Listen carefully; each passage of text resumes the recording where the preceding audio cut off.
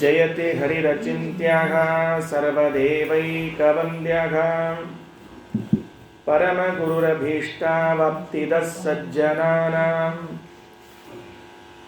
ನಿಖಿಲಗುಣಗಣಾರ್ಣೋ ನಿತ್ಯನಿರ್ಮುಕ್ತದೋಷಃ ಸರಸಿಜನಯನೋऽಸೌ ಶ್ರೀಪತಿರ್ಮಾನದೋ ನಃ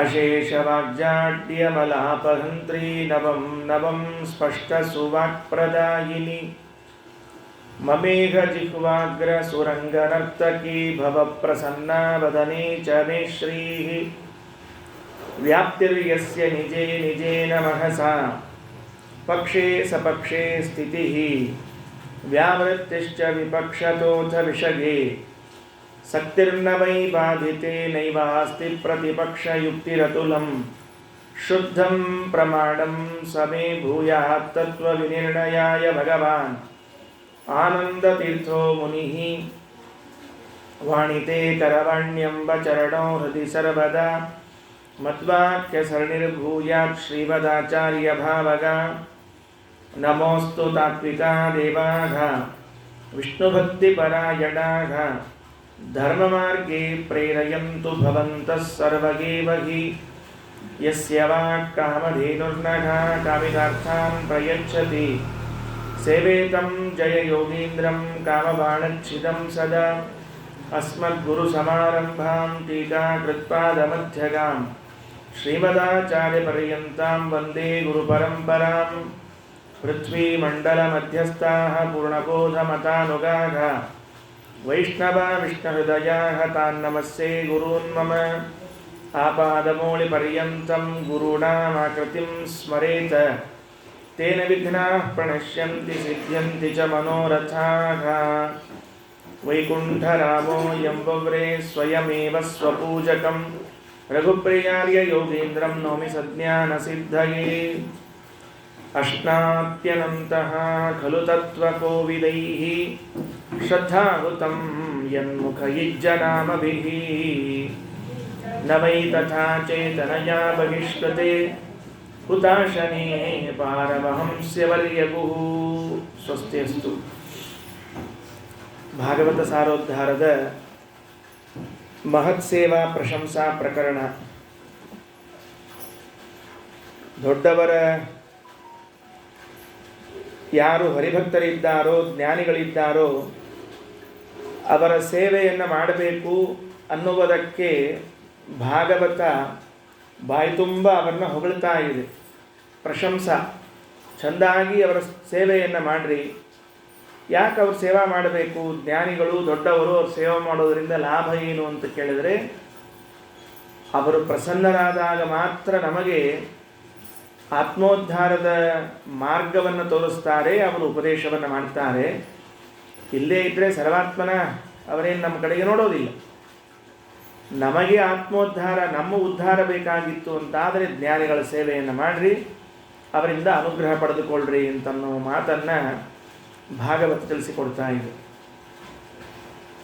ನಿನ್ನೆ ಕೊನೆಯಲ್ಲಿ ಹೇಳುವಾಗ ಒಂದು ಮಾತು, ಭಗವಂತನಿಗೆ ಎಷ್ಟು ಪ್ರೀತಿ ಅಂದರೆ ಜ್ಞಾನಿಗಳು ಭೋಜನವನ್ನು ಮಾಡಿದರೆ ಅದೂ ಕೂಡ ತನ್ನ ಯಜ್ಞ ಅಂತ ಪ್ರೀತಿಯಿಂದ ಸ್ವೀಕಾರ ಮಾಡ್ತಾನಂತೆ.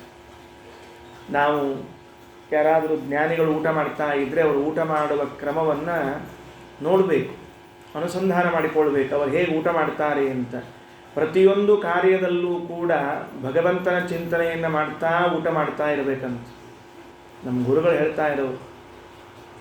ಊಟ ಮಾಡ್ತಾ ಇರುವಾಗೆಲ್ಲ ಸುಮ್ಮನೆ ಆ ಕಡೆಗೆ ಈ ಕಡೆಗೆ ಹರಟೆ ಹೊಡಿತಾ ಏನೋ ಮಾಡಬೇಡ ಅಂತ. ಕವಲೆ ಕವಲೆ ಗೋವಿಂದಸ್ಯಾನುಚಿಂತನಂ ನಿತ್ಯೋಪವಾಸಿ ವಿಜ್ಞೇಯ ಸದಾ ಗೋವಿಂದ ಚಿಂತಕಃ ಅಂತ ಹೇಳಬೇಕು. ತುತ್ತು ತುತ್ತಿಗೆ ಗೋವಿಂದ ಎನ್ನಿ ಅಂತ ತೆಗೆದುಕೊಂಡು ಒಂದು ತುತ್ತು ಬಾಯಲ್ಲಿ ಇಟ್ಕೊಂಡ್ರೆ ಗೋವಿಂದ ಅಂತ ಸ್ಮರಣೆ ಮಾಡಬೇಕಂತ. ಹಾಗೆ ಸ್ಮರಣೆಯನ್ನು ಮಾಡ್ತಾ ಇದ್ದರೆ ಅದು ನಮ್ಮ ಊಟ ಆಗುವುದಿಲ್ಲ, ಅದು ಭಗವಂತನ ಯಜ್ಞ ಅಂತ ಕರೆಸಿಕೊಳ್ಳುತ್ತೆ, ದೇವರ ಪೂಜೆ ಅಂತ ಕರೆಸಿಕೊಳ್ತದೆ. ನಮಗೆ ಹೊಟ್ಟೆ ತುಂಬಲಿ ಅಂತ ಮಾಡಿದ ಊಟವೂ ಕೂಡ ದೇವರಿಗೆ ಪೂಜೆ ಆಗ್ತದೆ ಅಂತಂದರೆ ನಿಜವಾಗಲೂ ಶಾಸ್ತ್ರ ಬಹಳ ದೊಡ್ಡ ಉಪಕಾರವನ್ನು ಮಾಡಿದೆ. ಇಲ್ಲಿ ಹೇಳುವಾಗ ಅಶ್ನಾತಿ ಅನಂತಹ ಖಲು ತತ್ವಕೋವಿದೈಃ ಶ್ರದ್ಧಾಹುತಂ ಯನ್ಮುಖ ಇಜ್ಜನಾಮಭಿಃ. ಅವರು ಊಟ ಮಾಡ್ತಾ ಇರುವಾಗ ಅತ್ಯಂತ ಶ್ರದ್ಧೆಯಿಂದ ಆಹಾರವನ್ನು ಒಳಗೆ ಸ್ವೀಕಾರ ಮಾಡ್ತಾರೆ. ಇದು ಒಳಗಡೆಗೆ ಇರುವ ಭಗವಂತನಿಗೆ ನಾವು ಮಾಡುವ ಪೂಜೆ ಅಂತ ಅನುಸಂಧಾನದಿಂದ ಮಾಡ್ತಾರಂತೆ. ದಾಸರು ಒಂದು ಮಾತಂದರು, ಈ ಪರಿಯಲಿ ಅರಿತುಂಬ ನರ ನಿತ್ಯೋಪವಾಸಿ ನಿರಾಮಯನು ನಿಷ್ಪಾಪಿ ನಿತ್ಯ ಮಹತ್ಸು ಯಜ್ಞಗಳಾಚರಿಸಿದವನು. ಯಾರು ಭಗವಂತನ ಚಿಂತನೆಯನ್ನು ಮಾಡ್ತಾ ಊಟವನ್ನು ಮಾಡ್ತಾರೋ ಅವನಿಗೇನು ಕರಿಬೇಕು ಅಂದರೆ ನಿತ್ಯೋಪವಾಸಿ ಅಂತ ಕರಿಬೇಕಂತ. ದೇವರನ್ನು ನೆನೆಸ್ತಾ ಊಟ ಮಾಡಿ ಉಪವಾಸ ಮಾಡಿದ ಪುಣ್ಯ ತಗೊಳ್ರಿ ಅಂತಂತಾರೆ. ನಮಗಂತೂ ಉಪವಾಸ ಮಾಡ್ಲಿಕ್ಕೆ ಆಗಂಗಿಲ್ಲ, ತಿಂತಿರ್ತೀವಿ ಯಾವಾಗಲೂ. ಹಂಗಿದ್ದ ಹೊತ್ತಿನೊಳಗೆ ಈಗ ಯಾಕೆ ಬಿಡಬೇಕಪ್ಪ ಅಂದರೆ ಈಗೂ ಉಪವಾಸ ಪುಣ್ಯನೇ. ಏನು ಮಾಡಿ ತಿಂದು. ಒಮ್ಮೆ ದ್ವಾರಕೆಯಲ್ಲಿ ಕೃಷ್ಣ ಇದ್ದಂತೆ.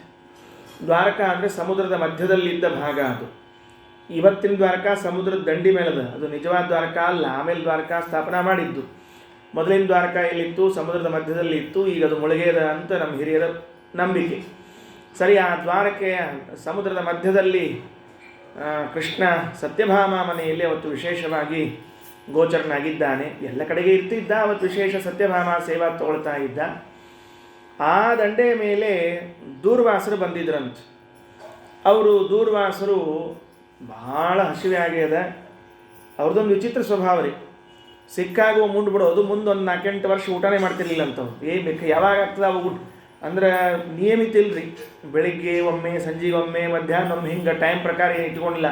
ಅಲಾರಾಮ್ ಇಟ್ಕೊಂಡು ಊಟ ಮಾಡೋದು ಪದ್ಧತಿ ಇದ್ದಿದ್ದಿಲ್ಲ ಅವರಲ್ಲಿ. ಹಿಂಗಾಗಿ ಊಟ ಮಾಡ್ತಿದ್ರು. ಇವತ್ತು ಹಸಿವೆ ಆಗಿಬಿಟ್ಟಿತ್ತು. ಕೃಷ್ಣ ಹಸಿವೆ ಆಗ್ಯದ ಅಂತ ಇಲ್ಲಿಂದ ಕೂಗಿದ್ರಂತ. ಪುಣ್ಯಾತ್ಮ ಅಲ್ಲಿ ಕೂತವ ಸತ್ಯಭಾಮ, ಅಲ್ಲಿ ಬರೋ ದುರ್ವಾಸರು ಬಂದಾರ, ಆಚಾರೋ ಅವ್ರಿಗೆ ಹಸಿವೆ ಆಗ್ಯದಂತ, ಹೋಗಿ ಊಟ ಕೊಟ್ಟು ಹೋಗು ಅಂದರು. ಆಕೆ ಅಡುಗೆ ಎಲ್ಲ ಹಾಕ್ಕೊಂಡು, ಮಾಡಿದ ಅಡುಗೆ ಇತ್ತು ಹಾಕ್ಕೊಂಡ್ಲು. ಅಲ್ರಿ ಸಮುದ್ರದ ನಡುವೆ ಈಗ ಮಳೆ ಬರ್ಲಿಕ್ಕೆ ಬೇರೆ ಜೋರಾಗಿ, ಹೋಗೋದು ಹೆಂಗೆ ಅಂತ. ಏನಿಲ್ಲ, ಸಮುದ್ರ ದಂಡಿಗೆ ಹೋಗು, ನಿತ್ಯ ಉಪವಾಸ ಮಾಡ್ತಾರಲ್ಲ ಅವ್ರ ಕಡೆ ಹೊಂಟೀನಿ, ನಿತ್ಯ ಉಪವಾಸ ಮಾಡ್ತಾರಲ್ಲ ಅವ್ರ ಕಡೆ ಹೊಂಟೀನಿ ಅಂತ ಹೇಳ್ಕೋತ ಹೋಗು, ಸಮುದ್ರ ತಾನೇ ದಾರಿ ಬಿಡ್ತದೆ ಅಂದರು. ಆಶ್ಚರ್ಯ ಆತ್ರಿಕೆಗೆ ಇಂಥವು ಮಂತ್ರ ಇರ್ತಾವೆ ನನಗೆ ಗೊತ್ತಿರಲಿಲ್ಲ ಅಂದರು. ಯಾಕಂದರೆ ಏನೋ ಶಿವಾಯ ನಮಃ, ಗಣೇಶಾಯ ನಮಃ, ವಿಷ್ಣುವೇ ನಮಃ ಮಂತ್ರ ಇರ್ತಾವೆ. ಈ ನಿತ್ಯ ಉಪವಾಸ ಮಾಡೋ ಕಡೆ ಹೊಂಟೀನಿ, ನಿತ್ಯ ಉಪವಾಸ ಮಾಡೋ ಕಡೆ ಹೊಂಟೀನಿ ಅನ್ನೋ ಮಂತ್ರದ ಅಂತ ಗೊತ್ತಿರಲಿಲ್ಲ. ಹೇಳ್ಕೋತ ಹೋದ್ಲು. ಆಶ್ಚರ್ಯಕರವಾದ ರೀತಿಯಲ್ಲಿ ಸಮುದ್ರ ದಾರಿ ಬಿಡ್ತವಳಿಗೆ. ಬಾಧಕನೇ ಆಗಲಿಲ್ಲ, ಸಮುದ್ರ ದಾಟ್ಕೊಂಡು ಹೋಗ್ಬಿಟ್ಲು ಅಲ್ಲಿಗೆ. ಆತು, ಊಟಕ್ಕೆ ಹಾಕಿದ್ದು. ಊಟ ಆದಮೇಲೆ ಮುಂದೆ ದೂರ್ವಾಸರಿಗೆ ಹೇಳಿದ್ದು, ನಿಮ್ದು ಊಟ ಆಗ್ತಿಲ್ಲ, ಹೊರತು ಅಂತಿಲ್ಲ, ಈಗ ಹತ್ತಿರಿಗೆ ಹೋಗ್ಬೇಕಾಗ್ಯದ, ಏನು ಮಾಡಲಿ ಅಂದು. ನನಗೇನು ಸಂಬಂಧ ಅಂದ್ರೆ ದೂರ್ವಾಸರು ಬಂದಕ್ಕಿನಿ, ನನಗೇನು ಸಂಬಂಧ ಅಂದರು. ಹಂಗಲ್ಲ, ಸಮುದ್ರ ಮತ್ತೆ ದಾರಿ ಬಿಡಬೇಕಲ್ಲ ಹೊಳ್ಳಿ ಹೋಗ್ಲಿಕ್ಕೆ, ಅದೇ ಮಂತ್ರ ಹೇಳು, ಆ ಮಂತ್ರ ಕೆಲಸ ಮಾಡಂಗಿಲ್ಲ, ಬೇರೆ ಮಂತ್ರ ಹೇಳ್ರಿ ಅಂದರು. ನಿತ್ಯ ಬ್ರಹ್ಮಚಾರಿ ಇದ್ದಾನಲ್ಲ ಅವ್ನ ಕಡೆ ಹೊಂಟೀನಿ, ನಿತ್ಯ ಬ್ರಹ್ಮಚಾರಿ ಇದ್ದಾನಲ್ಲ ಅವ್ನ ಕಡೆ ಹೊಂಟೀನಿ ಅಂತ ಹೇಳು ಅಂದರು. ಸರಿ ಅಂತ ನಿತ್ಯ ಬ್ರಹ್ಮಚಾರಿ ಅನ್ಕೋತ ಬಂದರೆ ಸಮುದ್ರ ದಾರಿ ಬಿಡ್ತು. ಮನೆಗೆ ಬಂದು ಕೃಷ್ಣ ಕರೆದ್ಲಿಕ್ಕಿ, ನೀವಿಬ್ಬರು ಏನು ನಡೆಸಿರಿ ಅಂತ ಕೇಳಿದ್ಲಿಕ್ಕಿ. ಆಮ ಪುಣ್ಯಾತ್ಮ ದೂರ್ವಾಸ ತಟ್ಟಿಯೊಳಗೆ ಹಾಕ್ಕೊಂಡು ಚಲೋ ಹೊಡೆದಾರ, ನಿತ್ಯೋಪವಾಸಿ ಅಂತ. ನಿನಗೆ 16,000 ಹೆಂಡಂದ್ರಿದ್ದಾರ, ನೀ ನಿತ್ಯ ಬ್ರಹ್ಮಚಾರಿ ಅಂತ. ಏನು ನಡೆಸಿರಿ ಇಬ್ಬರು ಅಂತ ಕೇಳಿದ್ರು. ಇರಲಿ, ಜೋಕ್ ಮಾಡೋದಕ್ಕೂ ಒಂದು ಮಿತಿ ಇರ್ತದೆ, ಇಂಥ ಪರಿ ಜೋಕ್ ಮಾಡಬಾರ್ದು ಅಂದರು. ಆ ಕೃಷ್ಣ ಹೇಳ್ದ, ಅವ ನಿತ್ಯೋಪವಾಸಿ, ನಾ ನಿತ್ಯ ಬ್ರಹ್ಮಚಾರಿ. ಯಾಕೆ? ಅದಕ್ಕೆ 2 ಕಾರಣ ಕೊಡ್ತಾರೆ.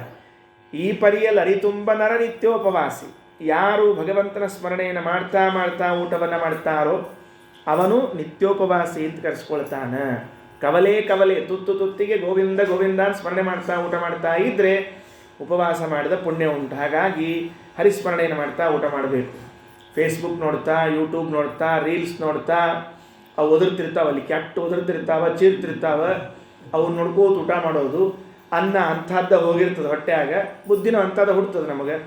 ಅದಕ್ಕೆ ಅವನ್ನೆಲ್ಲ ನೋಡಬಾರ್ದು, ಭಗವಂತನ ಸ್ಮರಣೆ ಮಾಡಬೇಕು. ನಂಗೆ ನೆನಪದ, ಸಣ್ಣವನಿದ್ದಾಗ ನಮ್ಮಜ್ಜಿ ಹೇಳ್ತಿರ್ಬೇಕು, ಊಟಕ್ಕೆ ಕೂತಾಗ ಅನ್ನಮಯ ಪ್ರಾಣಮಯ ಮನೋಮಯ ವಿಜ್ಞಾನಮಯ ಆನಂದಮಯ ಗೋವಿಂದ ಗೋವಿಂದ ಅಂತ ಹೇಳು ಅಂತ ಹೇಳ್ತಿರ್ಬೇಕು. ನಾವು ಅಂತಿದ್ವಿ. ಈಗ ಅಜ್ಜಿಗೆ ಹೇಳಿಕ್ಕೂ ಟೈಮ್ ಇಲ್ಲ, ಮೊಮ್ಮಕ್ಕಳಿಗೆ ಕೇಳಿಕ್ಕೂ ಟೈಮ್ ಇಲ್ಲ ಈಗ. ಯಾಕಂದ್ರೆ ಇಬ್ಬರಿಗೂ ಸೀರಿಯಲ್, ಇವ್ರಿಗೆ ಬ್ಯುಸಿ ಅದ, ಅವ್ರಿಗೆ ಮೊಬೈಲ್ ಗೇಮ್ ಭಾರಿ ಬ್ಯುಸಿ ಅದ. ಅವು ಏನು ಸೀರಿಯಲ್ಗಳ್ರಿ, ಎಲ್ಲರ ಅನಾಹುತ ಸೀರಿಯಲ್ಗಳ್ರಿಪ್ಪ, ಎಲ್ಲ ಮನೆ ಕೆಡಿಸೋ ಸೀರಿಯಲ್ ಎಲ್ಲರ ಬರೀ ಅವ್ರು ನೋಡ್ತಿರ್ತಾರೆ, ಅವ್ರಿಗೆ ಆ ಕಡೆ ಆಗಿರ್ತದೆ. ಈ ಹುಡುಗರು ಮೊಬೈಲ್ನಾಗ ಗೇಮ್ ಆಡ್ಕೋತ ಕೂತಿರ್ತಾರೆ. ಯಾರೂ ಅನ್ನಮಯನೂ ಇಲ್ಲ, ಪ್ರಾಣಮಯನೂ ಇಲ್ಲ. ಹಾಗಾಗಿ ಆ ಅನ್ನಮಯ ಪ್ರಾಣಮಯ ಮನೋಮಯ ವಿಜ್ಞಾನಮಯ ಅಂತ ಭಗವದ್ ರೂಪವನ್ನು ಚಿಂತನೆ ಮಾಡಿ ಗೋವಿಂದ ಗೋವಿಂದ ಅಂತ ಸ್ಮರಣೆ ಮಾಡ್ತಾ ಇದ್ದರೆ ಅದು ಊಟನೇ ಒಂದು ಬೇರೆ. ಈ ಪರಿಯಲ್ಲಿ ಅರಿತುಂಬ ನರ ನಿತ್ಯೋಪವಾಸಿ ನಿರಾಮಯನು. ಜ್ಞಾನಿಗಳು ಊಟಕ್ಕೆ ಬಹಳ ದೊಡ್ಡ ಮಹತ್ವವನ್ನು ಹೇಳ್ತಾರೆ. ಅಶ್ನಾತ್ಯನಂತಹ ಖಲು ತತ್ವಕೋವಿದೈಹಿ. ಆ ಬ್ರಾಹ್ಮಣ ಅಥವಾ ಜ್ಞಾನಿ ಅವರೊಂದು ತುತ್ತು ತೆಗೆದುಕೊಂಡ್ರೆ ಸಾಕು, ದೇವರು ಸಂತೋಷದಿಂದ ಮುಖ ಅರಳಿಸ್ತಾನಂತೆ. ಒಂದು ದೃಷ್ಟಾಂತ ಹೇಳ್ತಿರ್ತಾರೆ ಹಿರಿಯರು. ಶೂರ್ಪಾಲಿ ಅಂತ ಒಂದು ಗ್ರಾಮ ಅದ, ಕೇಳಿರ್ತೀರಿ ನೀವು. ಶೂರ್ಪಾಲಿ ಅಂತ ತಿಳಿದುಕೊಂಡು ಬಿಜಾಪುರ ಡಿಸ್ಟಿಕ್, ಜಮಖಂಡಿ ಡಿಸ್ಟಿಕ್ ಆಗಿ ಅಲ್ಲಿ ಬಂದಿರ್ತದೆ. ಜಮಖಂಡಿ ಹತ್ರ ಬರ್ತದೆ, ಕೃಷ್ಣಾ ನದಿ ತೀರದಲ್ಲಿ ನರಸಿಂಹದೇವರ ಸ್ಥಳ. ಆ ಶೂರ್ಪಾಲಿ ಕ್ಷೇತ್ರದಲ್ಲಿ ವಿದ್ಯಾಧೀಶ ತೀರ್ಥರು ಅಂತ ಒಬ್ಬರು ಮಹಾನುಭಾವರು ಸ್ವಾಮಿಗಳು, ಉತ್ತರಾದಿ ಮಠದ ಪರಂಪರೆಯಲ್ಲಿ ಬರುವಂಥ ಮಹಾನುಭಾವರು ಸ್ವಾಮಿಗಳು. ಅವರ ತಾಯಿ ಒಂದು ಹರಕೆ ಹೊತ್ಕೊಂಡಿದ್ಲಂತೆ. ಏನು ಹರಕೆ ಹೊತ್ಕೊಂಡಿದ್ಲು ಅಂದರೆ, ನನಗೆ ಗಂಡು ಮಗು ಆದರೆ 1,00,000 ಜನ ಬ್ರಾಹ್ಮಣರಿಗೆ ಭೋಜನಕ್ಕೆ ಹಾಕಿಸ್ತೀನಿ, ಅದು ದ್ವಾದಶಿ, ಸಾಧನೆ ದ್ವಾದಶಿ ಅಂತ ಹರಕೆ ಹೊತ್ಕೊಂಡಿದ್ರಂತ. ಯಾವುದು ಆಗಂಗಿಲ್ಲ ಅವನು ಎಂದೂ ಮಾಡ್ಲಿಕ್ಕೆ ಹೋಗಬಾರ್ದ್ರಿ. ದ್ವಾದಶಿ ಒಬ್ಬ ಬ್ರಾಹ್ಮಣ ಸಿಗೋದೇ ಕಷ್ಟದ ಊಟಕ್ಕೆ. ಇನ್ನು ಸಾಧನೆ ದ್ವಾದಶಿ ದಿವಸ 1,00,000 ಮಂದಿಗೆ ಊಟಕ್ಕೆ ಅಂತಂದ್ರೆ ಆತು ಅಂತ ಹೇಳಿ ತಾಯಿ ಆಶಾ ಈಡೇರಿಸ್ಬೇಕು ಅಂತ ಸ್ವಾಮಿಗಳು ಅವತ್ತು ದ್ವಾದಶಿ ದಿವಸ ಇಡೀ ಸುತ್ತಮುತ್ತಲಿರೋ ಎಲ್ಲ ಊರಿನಾಗಿನ ಬ್ರಾಹ್ಮಣರನ್ನ ಕರೆಸಿ ಬರೋಬ್ಬರಿ 1,00,000 ಮಂದಿ ಸಾಧನೆ ಅವತ್ತು ಕೈಯಾಗ ಆಪೋಷಣ ಹಾಕ್ಕೊಂಡದ್ದು ಎಷ್ಟೊತ್ತಿಗೆ ಅಂದರೆ ಸಾಧನೆಯೊಳಗೆ ಹಾಕ್ಸಿದ್ರಂತ. ಭಾರಿ ಸಮರ್ಥರು ಸ್ವಾಮಿಗಳು. ಅವಾಗ ಜೊತೆಗೆ ಯಾದವಾರ್ಯರು ಅಂತ ಒಬ್ಬರು ಮಹಾನುಭಾವರು ಜ್ಞಾನಿಗಳು ಯಾದವಾರ್ಯರು ಬಂದಿದ್ದರು. ಭಾಗವತಕ್ಕೆ ಶ್ರೀಮನ್ ನ್ಯಾಯಸುಧಾಕ್ಕೆ ವ್ಯಾಖ್ಯಾನ ಬರೆದಿರುವಂಥವರು ಬಂದಿದ್ದರು. ಊಟ ಆತ ಎಲ್ಲಾರ್ದು. ಅವು ಕರೆದಂತ ಹೇಳಿದ್ರಂತ, ನೋಡುವವ ನೀನು ಏನು ಹರಕೆ ಹೊತ್ಕೊಂಡಿದ್ದಿ 1,00,000 ಜನ ಬ್ರಾಹ್ಮಣರ ಭೋಜನ ಆಗಬೇಕು ಅಂತ. ನಾ ಏನು ಮಾಡೀನಿ ಗೊತ್ತೇನು, 2,00,000 ಜನ ಬ್ರಾಹ್ಮಣರು ಊಟಕ್ಕೆ ಹಾಕ್ಸೀನಿ ಅಂತ ಹೇಳಿರಂತ. ಆಕೆ ಅಂದು ನೋಡಿದ್ರೆ 1,00,000 ಕಾಣಿಸ್ತದೆ, ನಮಗೆ ಲೆಕ್ಕ ಹತ್ತಿಗೆ ಬರೋದಿಲ್ಲ, ಈ 2,00,000 ಎಲ್ಲಿಂದ ಬಂದರು ಅಂತ ಕೇಳಿದ್ರು.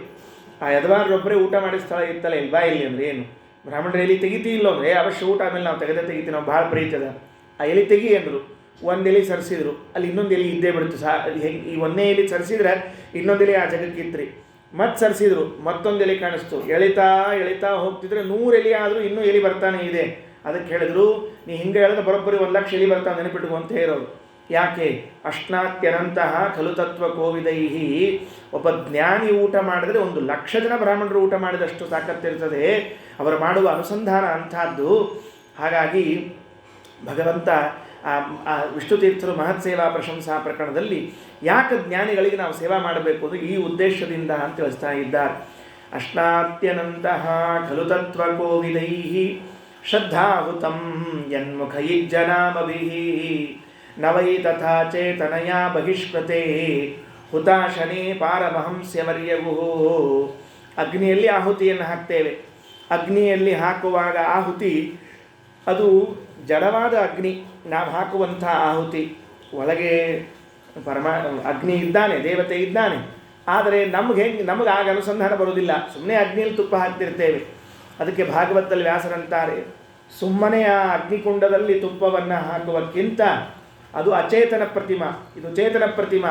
ಈ ಚೇತನ ಪ್ರತಿಮಾದಲ್ಲಿ 2 ತುತ್ತು ಹಾಕಿದಾಗ ಏನು ದೇವರಿಗೆ ಮುಟ್ತದೋ, ಅಚೇತನದಲ್ಲಿ ಹಾಕಿದಾಗ ಅಷ್ಟು ಮುಟ್ಟೋದಿಲ್ಲ. ಆದ್ದರಿಂದ ಇದನ್ನೇ ಸ್ವೀಕಾರ ಮಾಡ್ತಾನೆ ಪರಮಾತ್ಮ ಅಂತ ಹೇಳಿದರು.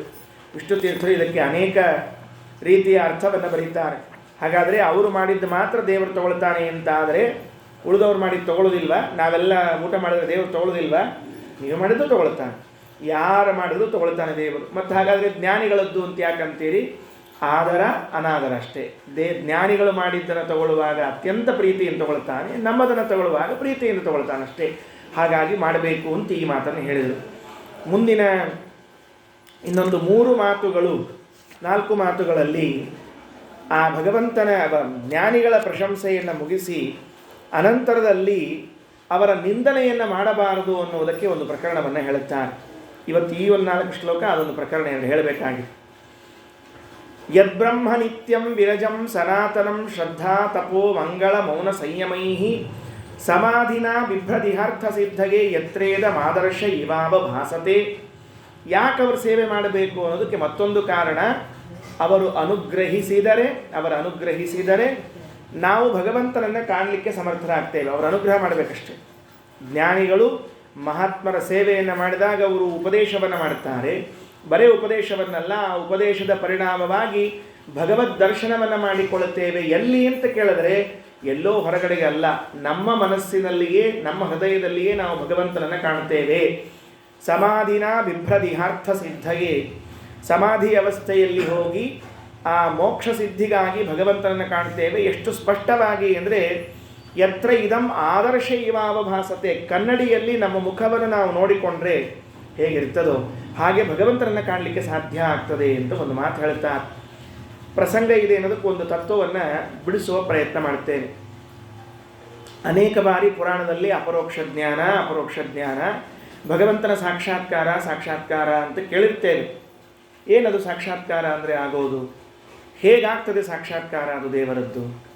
ಯಾಕೆಂದರೆ ರಾಮಾಯಣದಲ್ಲಿ ರಾಮಾವತಾರ ಕಾಲದಲ್ಲಿ, ಕೃಷ್ಣನ ಇರುವಿಕೆಯ ಕಾಲದಲ್ಲಿ ಅನೇಕ ಜನ ಇದ್ದರು.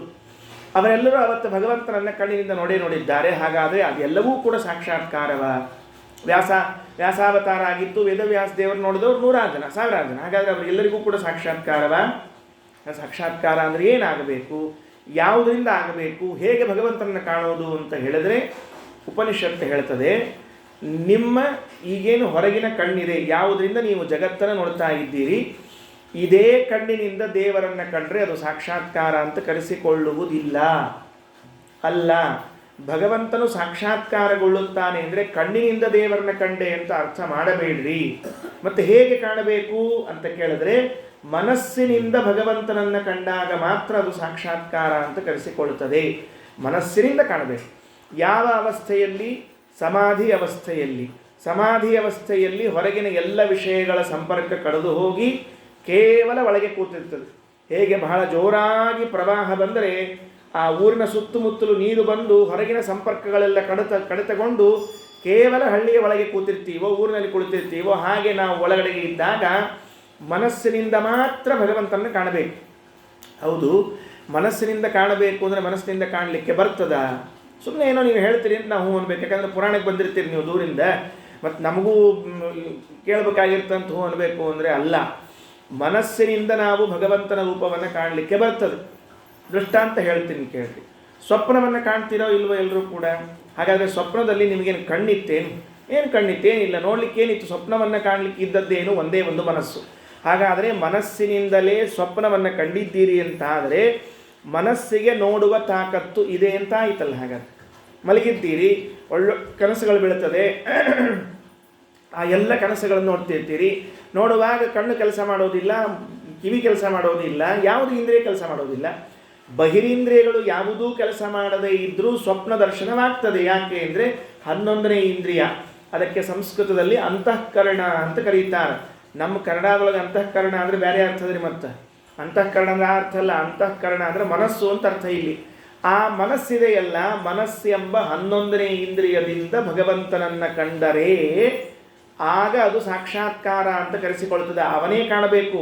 ನಾವು ಧ್ಯಾನ ಮಾಡೋದು ಬೇರೆ, ಅವನಾಗಿ ಕಾಣುವುದು ಬೇರೆ. ಮತ್ತೆ ನಾವಾಗೆ ಮನಸ್ಸಿನಲ್ಲಿ ಒಂದು ಚಿತ್ರವನ್ನು ಕಲ್ಪಿಸಿಕೊಂಡದ್ದಾದರೆ ಅದು ಧ್ಯಾನ. ಅದನ್ನು ಮೀರಿ ಅವನು ಪ್ರಕಾಶಮಯನಾದವನು, ಅವನು ಕಾಣಿಸಿಕೊಂಡ್ರೆ ಅದಕ್ಕೆ ಸಾಕ್ಷಾತ್ಕಾರ. ಎಷ್ಟೊತ್ತು ಕಾಣಿಸ್ತಾನಾಚಾರ ಅಂತ ಕೇಳಿದ್ರೆ ತಾಸುಗಟ್ಟಲೆ ಕೂತಿರ್ತಾನೇನೋ, ಕೈಯಾಗ ಶಂಖಚಕ್ರ ಹಿಡ್ಕೊಂಡು, ಭಕ್ತ ಏನಾದರೂ ಬೇಕಾ, ಏಮನ ಕಾವಾಲ ಏನಿಸ್ತಾನೋ ಅಂತಂತಾನ? ಏನಿಲ್ಲ, ಅವನು ಹಂಗೇನು ಅನ್ನೋದಿಲ್ಲ.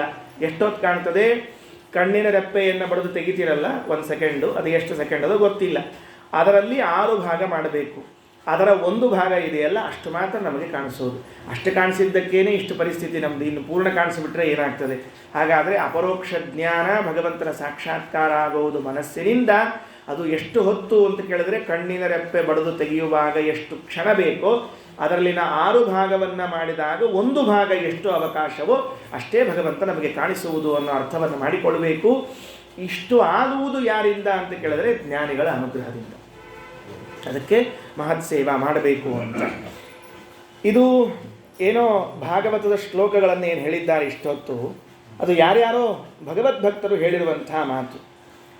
ದೇವರು ಎಲ್ಲಾದರೂ ಆ ಜ್ಞಾನಿಗಳನ್ನು, ಭಕ್ತರನ್ನು ಕೊಂಡಾಡಿದ್ದಾನ ಅಂತ ಮುಂದಿನ ಶ್ಲೋಕಗಳಲ್ಲಿ ಆ ಮಾತುಗಳನ್ನು ಆರಿಸಿಕೊಳ್ಳುತ್ತಾರೆ. ಬಹಳ ಚೆನ್ನಾಗಿದೆ. ಭಗವದ್ಭಕ್ತರು ಮಹಾತ್ಮರನ್ನು ಹೊಗಳುವುದು ದೊಡ್ಡ ವಿಷಯ ಅಲ್ಲ. ಯಾಕೆ ಅಂದರೆ ಅವರಿಂದ ಉಪಕಾರ ಆಗಬೇಕಾಗಿದೆ.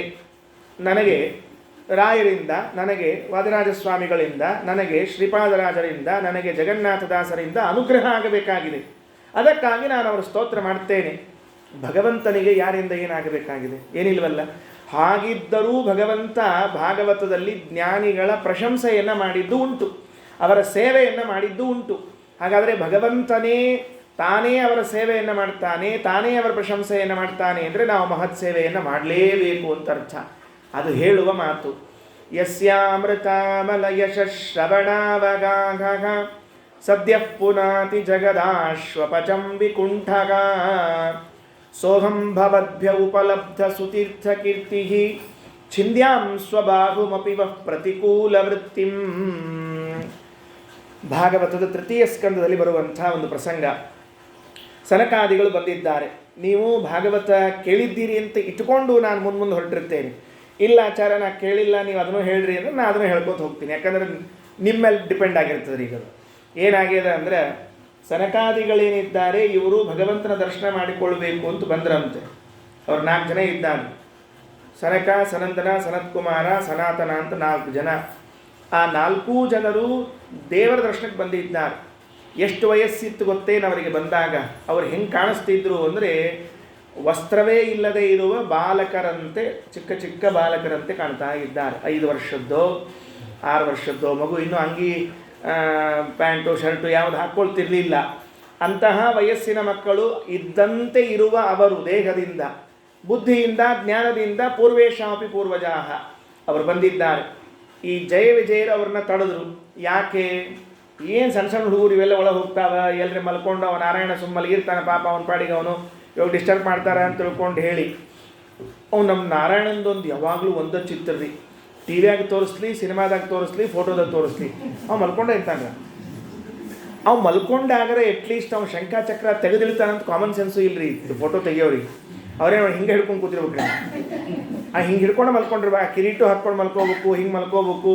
ಅವು 4 ಕೈ ಪಾಪ ಎಲ್ಲಿ ಯಾವ ತಲೆ ಹುಡುಕಿಟ್ಕೋಬೇಕು, ಯಾವ ತಲೆ ಮೇಲೆ ಇಟ್ಕೋಬೇಕು ಗೊತ್ತಾಗಂಗಿಲ್ಲ. ಹಂಗೆ ಇಟ್ಕೊಂಡಿರೋದ ಎಲ್ಲರ. ಆಕೆ ಲಕ್ಷ್ಮೀದೇವಿ ಹೆಂಡತಿ ಬಾಜುಕಿದ್ದಾಳಲ್ಲ, ಅಕ್ಕಿಯರ ಕೇಳೋಗ್ಬೇಡ ಏನ್ರಿ ಕೊಡ್ರಿ, ನಾ ಹಿಡ್ಕೊಂಡಿರ್ತೀನಿ ಅಂತ ಅಕ್ಕಿಯರ ಕೇಳಬೇಡ್ರಿ, ಆಕಿನೂ ಕೇಳಂಗಿಲ್ಲ ಅಂತ. ನೀ ಮಲಗಿ ನಾ ಕಾಲು ಹೊತ್ತೀನಿ ಹಂಗೆ ಅಂತಾಳಂತಕಿ. ಏನು ಹುಚ್ಚುಗಳಿದ್ದಾರಲ್ರ, ಅಂಥವೆಲ್ಲ ಚಿತ್ರ ಇಲ್ಲೇ ಇಲ್ಲರಿ. ಪುರಾಣದಲ್ಲಿ ಹೇಳುವಾಗ ಸ್ಪಷ್ಟವಾಗಿ ಶೇಷದೇವರ ಮೇಲೆ ಮಲ್ಕೊಂಡಿರ್ತಾರೆ.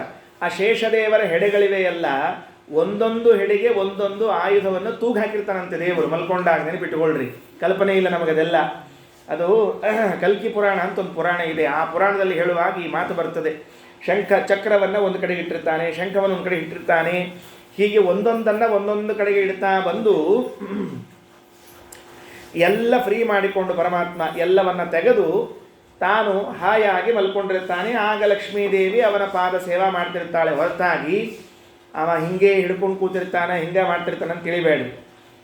ಅವ ಮಲ್ಕೊಂಡಿರ್ತಾನೆ. ಆ ಮಲ್ಕೊಂಡವರನ್ನು ಇವರು ಎಲ್ಲಿ ಹೋಗಿ ಎಬ್ಬಿಸ್ತಾರೋ ಅಂತ ಅವನು ಭಾಷಣ ಇದ್ದಾನೆ ದೇವರು. ಒಟ್ಟು ನಿಶ್ಚಿಂತಿ ನೋಡ್ರಿ. ಅವನು ನಮ್ಮಲ್ಲಿ ಒಂದು ಗಾದಿ ಮಾತು ನೋಡ್ರಿ, ಚಿಂತಿಲ್ಲದೆ ಇದ್ದವ್ರಿಗೆ ಸಂತ್ಯಾಗಿಸ್ತಕ್ಕೆ ನಿದ್ದೆ ಅಂತದ ರೀ. ಅವ ಒಟ್ಟ ಚಿಂತಿಲ್ರಿ, ಅವಾಗ ಅಲ್ಲಿ ಮಲ್ಕೊಂಡ್ಬಿಟ್ಟಿರ್ತಾನಂತ. 24 ತಾಸು ಮಲ್ಕೊಂಡೇ ಇರ್ತಾನಂತ. ಬೊಮ್ಮನ ಪ್ರಳಯದಲ್ಲಿ ತನ್ನರಸಿಯೊಡಗೂಡಿ ಸುಮ್ಮನಿಯಾಗಿ ಮಲಗೀಪ ನಮ್ಮ ನಾರಾಯಣಗೂ ಈ ರಮ್ಮೆ ಗಡಿಗಳಿಗೂ ಜನ್ಮವೆಂಬುದು ಅವತಾರ ಶೋಭಾನೆ. ಬೊಮ್ಮನ ಪ್ರಳಯದಲ್ಲಿ ಸುಮ್ಮನೆ ಮಲಗಿರ್ತಾನೆ. ಸುಮ್ಮನೆಯಾಗಿ ಸುಮ್ಮನೆ ಮಲ್ಕೊಂಡ ಅಂದ ಅರ್ಥ ಏನ್ರಿ? 2 ಅರ್ಥದ್ರಿ. ಸುಮ್ಮನೆ ಮಲಗ್ಯಾನ ಅಂದ್ರೆ ಏನು ಕೆಲಸ ಇಲ್ಲ ಅದಕ್ಕೆ ಸುಮ್ಮ ಮಲಗ್ಯಾನ ಅಂತ ಅರ್ಥ. ಅಥವಾ ಸುಮ್ಮನೆ ಮಲಗ್ಯಾನ ಅಂದ್ರೆ ನಿದ್ದೆ ಹತ್ತಿಲ್ಲ ಅಂತೂ ಅರ್ಥದ್ರಿ. ಯಾರ ಮನೆಗೆ ಬಂದಿರ್ತಾರೆ, ಯಜಮಾನ್ ಏನು ನಡ್ಸ್ಯಾರ ಅಂತ ಕೇಳ್ತಾರೆ, ಸುಮ್ಮ ಮಲಗ್ಯಾರ ಅಂದರೆ ಒಂದು ನಿದ್ದೆ ಹತ್ತಿಲ್ಲ ಅಂತ ಅರ್ಥ, ಇಲ್ಲ ಖಾಲಿ ಬಿದ್ದಾನ ಮನ್ಯಾಗ ಅಂತ ಅರ್ಥ. ಅದರ ಒಂದು ಅರ್ಥ ಇರ್ತದೆ. ಪ್ರಾಯಶಃ 2ನೇದ್ದೇ ಹೆಚ್ಚು ಅನುಕೂಲ ಆಗ್ತದೆ ಅಂತ ಅನ್ನಿಸ್ತದೆ. ಅದಕ್ಕೆ ನಾವು ಮಲ್ಕೊಂಡಿರ್ತಾರೆ, ಸುಮ್ಮನೆ ಮಲಗಿರ್ತಾನೆ. ಮಲ್ಕೊಂಡಾಗ ಇವರು ಸನಕಾದಿಗಳಲ್ಲಿ ಒಳಗೆ ಹೋಗ್ತಾರೋ ಅಂತ ಇಟ್ಕೊಂಡು ಜಯ ವಿಜಯ ತಡೆದುಬಿಟ್ರು. ತಡೆದಾಗ ಅವರು ಇವರಿಗೆ ಸ್ವಲ್ಪ ಮಾತುಕತೆ ಆಯಿತು, ಜಟಾಪಟಿಯಾಗಿ ಇದನ್ನು ಮಾಡಿದ್ರು, ಶಾಪ ಕೊಟ್ಟರು, ನೀವು ರಾಕ್ಷಸರಾಗ್ಬಿಟ್ರಿ ಇತ್ಯಾದಿ ಇತ್ಯಾದಿ. ಶಾಪ ಕೊಡೋ ತನಕನೂ ಒಳಗಿದ್ದರೆ ಅವ ಮಿಸ್ಟರ್ ನಾರಾಯಣ, ಅವ ಶಾಪ ಕೊಡೋ ತನಕನೂ ಒಳಗೆ ಗಪ್ಪು ಮಲಗಿದ್ದರಿ. ಇವ್ರು ಶಾಪ ಕೊಟ್ಟಾದ್ರೂ ಹೊರಗೆ ಬಂದ್ರಿ ಅವ. ಅಯ್ಯೋ ಬುದ್ಧಿದಲ್ಲಿ ನಿಮಗೆ ಅಂತ ಸನಕಾದಿಗಳಿಗೂ ಜಯ ವಿಜಯರಿಗೆ ಬೈದು ಸನಕಾದಿಗಳಿಗೆ ತಾನೇ ಕೈ ಮುಗಿದು ತಪ್ಪಾತು, ನಮ್ಮ ಹುಡುಗರು ತಿಳಿಲಿಲ್ಲ, ಬುದ್ಧಿಗೇಡಬಾವು, ಭಾಳ ಮನಸ್ಸಿಗೆ ಹಚ್ಕೋಬೇಡ್ರಿ ಅಂತ ಇವ್ ಸಮಾಧಾನ ಮಾಡಿದ. ಅಷ್ಟ ಇದ್ರೆ ಮೊದಲು ಬರ್ತಿತ್ತಿಲ್ರಿ ಅವನಿಗೆ. ಇವು ಕೆಲವರೆಲ್ಲ ಕೆಲಸ ಮುಗಿದ ಮೇಲೆ ಬಡಿಸೋದೆಲ್ಲ ಮುಗಿದಿರ್ತದೆ ನೋಡ್ರಿ, ಆಮೇಲೆ ಬಕೆಟ್ ಇಟ್ಕೊಂಡಿರ್ತಾರೆ, ಬಡಿಸ್ತೇನೆ ಅಂತ ಕೇಳ್ತಿರ್ತಾರೆ, ಇನ್ನೇನು ಬಡಿಸ್ತಿ ಇನ್ನು ನಡಿ ಅಂತಿರ್ತಾರೆ. ಹಂಗಾಗಿರ್ತದೆ ಪರಿಸ್ಥಿತಿ ಇದು. ಅದಕ್ಕೆ ಯಾಕೆ ಮಾಡಿದ ಹಂಗೆ ಪ್ರಾರಬ್ಧ ಇತ್ತು ಅಂತ ಇಟ್ಕೊಂಡಿರೋದಲ್ಲ ಬೇರೆ ವಿಷಯ. ಆಗ ಸನಕಾದಿಗಳ ಮುಂದೆ ಹೇಳುವ ಮಾತಿದು ಏನಂತಾನೆ, ನಾ ಏನಾದರೂ ಇವತ್ತು ಲೋಕದಲ್ಲಿ ಇಷ್ಟು ಪ್ರಸಿದ್ಧನಿದ್ದೇನೆ ಅಂತಾದರೆ ನನ್ನನ್ನು ಲೋಕದಲ್ಲಿ ಪ್ರಸಿದ್ಧಿಗೆ ತಂದವರೇ ಇವರು ಅಂತ ಪರಿಚಯ ಮಾಡಿಸ್ತಾನೆ ದೇವರಾಸ ಜಯ ವಿಜಯರಿಗೆ. ಈಗೇನು ಈ ಸನಕಾದಿಗಳಿದ್ದಾರೆ, ಋಷಿಗಳಿದ್ದಾರೆ, ಇವರೇನಿದ್ದಾರೆ, ಇವರೇ ನನ್ನ ಪರಿಚಯ ಮಾಡಿಸಿದ ಲೋಕಕ್ಕೆ. ನನ್ನ ಅಡ್ರೆಸ್ ಕೊಟ್ಟವರು ಯಾರು ಅಂದರೆ ಇವರೇ. ಬೇರೆ ಇನ್ಯಾರಲ್ಲ. ಆದ್ದರಿಂದ ಇವರಿಗೆ ಪ್ರತಿಕೂಲವಾಗಿ, ಇವರಿಗೆ ವಿರುದ್ಧವಾಗಿ ಯಾರಾದರೂ ನಡ್ಕೊಂಡ್ರೂ ಕೂಡ ನಾನು ಅವರನ್ನು ಬಿಡೋದಿಲ್ಲ ಅಂತ ದೇವರೂ ಕೂಡ ಮಹಾತ್ಮರ ಪ್ರಶಂಸೆಯನ್ನು ಮಾಡ್ತಾನೆ. ಇಂಥವರ ಸೇವಾ ಮಾಡಬೇಕು ಅಂತ ಹೇಳ್ತದೆ ಶಾಸ್ತ್ರ. ನಾ ಎಂಥವನು ಅಂತ ಮೊದಲು ತನ್ನ ಪರಿಚಯ ಮಾಡಿಕೊಂಡು ಆಮೇಲೆ ಮುಂದಿನ ಪರಿಚಯ ಮಾಡಿಸ್ತಾನೆ. ಯಸ್ಯ ಅಮೃತ ಅಮಲ ಯಶಃ ಶ್ರವಣಾವಗಾಹಃ. ಯಾವ ಭಗವಂತನ ಮತ್ತು ಕೀರ್ತಿ, ಯಾವ ಭಗವಂತನ ಕಥೆಗಳು ಅಂತಿವೆಯೋ ಇದನ್ನು ಶ್ರವಣ ಮಾಡುವುದು ಅಂದರೆ ಅರ್ಥ ಏನು ಅಂದರೆ ಅವಗಾಹನ ಸ್ನಾನ ಮಾಡುವುದು ಅಂತ ಅರ್ಥ ಅಂತೆ. ಅವಗಾಹನ ಸ್ನಾನ ಅಂದರೆ ಗೊತ್ತದೇ ಇಲ್ಲ ಏನು ಅಂಥೇಳಿ. ಈಗ ನಾವು ಅವಗಾಹನ ಸ್ನಾನ ಮಾಡಿ ಗೊತ್ತಿಲ್ಲ ನನಗೆ, ಹಿಂಗಾಗಿ ನಾವು ಅಭ್ಯಾಸ ಇರೋದು. ಮನೆಯಾಗ ಬಕೆಟ್ನಾಗಿ ನೀರು ತೊಗೊಳ್ದೆ, ಒಂದು ಮಗ್ಗ ಇರ್ತದೆ, ಮೈ ಮೇಲೆ ಸುರ್ಕೊಳ್ಳೋದೆ, ಅದ ಸ್ನಾನ ಆಯ್ತು ಅಂತ ಹೇಳಿ ಬಂದಿರ್ತೀವಿ ನಾವು. ನದಿ ಒಳಗೆ ಇಳಿದು ಮುಳುಗಿ ಮಾಡಿದರೆ ಅದಕ್ಕೆ ಅವಗಾಹನ ಅಂತ ಕರೆಯೋದು. ಲೌಕಿಕ ಭಾಷೆಯಲ್ಲಿ ಹೇಳ್ತಿದ್ದೀನಿ ಅಷ್ಟೇ. ಅವಗಾಹನ ಅಂದರೆ ಮುಳುಗಿ ಮಾಡುವ ಸ್ನಾನ. ತಲೆ ಮೇಲೆ ನೀರು ಹರ್ಕೊಂಡು ಹೋಗಬೇಕು. ದೇವರಂತಾನೆ ಯಾರೆಲ್ಲ ನನ್ನ ಕಥಾಶ್ರವಣವನ್ನು ಮಾಡುತ್ತಾರೋ ಅವರೆಲ್ಲ ಏನು ಮಾಡಿದಂತೆ ಅಂದರೆ ನನ್ನ ಪವಿತ್ರವಾದ ಕೀರ್ತಿ ಎಂಬ ನದಿಯಲ್ಲಿ ಅವಗಾಹನ ಸ್ನಾನ ಮಾಡಿದಂತೆ. ಎಂಥ ಅದ್ಭುತ ಮಾತಿದು ಭಾಗವತದ್ದು. ನೀವು ಇಷ್ಟೊತ್ತು ಭಾಗವತವನ್ನು ಕೇಳ್ತಿರ್ತೀರಲ್ಲ, 1 ಗಂಟೆಯೋ 1.5 ಗಂಟೆಯೋ, ಅಥವಾ ಊಟಕ್ಕೆ ಹಾಕೋ ತನಕ ಹೇಳ್ತಿರ್ತಾರೆ ಕೆಲವೊಮ್ಮೆ ಆಚಾರ್ಯರು. ಅದು ಟೈಮ್ ಆಯ್ತು ಅಂದರೆ ಇಲ್ಲಿ ಬಿಟ್ಬಿಡ್ತಾರೆ. ನಮ್ಮಲ್ಲಿ ಒಂದು ಗಾದಿ ಮಾತದ್ರಿ, ಪ್ರವಚನ ಎಷ್ಟೊತ್ತು ಹೇಳಬೇಕು ಅಂತ, ಎಲ್ಲಿ ಹಾಕೋ ತನಕ ಅಷ್ಟೊತ್ತು ಹೇಳಬೇಕು, ಮುಂದೆ ಹೇಳಬಾರ್ದು ಅಂತ ಹೇಳ್ಯಾರ. ಅದಕ್ಕೆ ಯಾವತ್ ತೈಲಂ ತಾವದಾಖ್ಯಾನಂ ಅಂತ ಒಂದು ಮಾತು. ದೀಪದೊಳಗೆ ಎಣ್ಣೆ ಎಷ್ಟೊತ್ತಿರ್ತದಲ್ಲ ಅಷ್ಟೊತ್ತ ಹೇಳ್ಬೇಕ್ರಿ, ಎಣ್ಣೆ ಮುಗಿಸ್ಬಿಡ್ಬೇಕು ಅಂತ ಅರ್ಥ.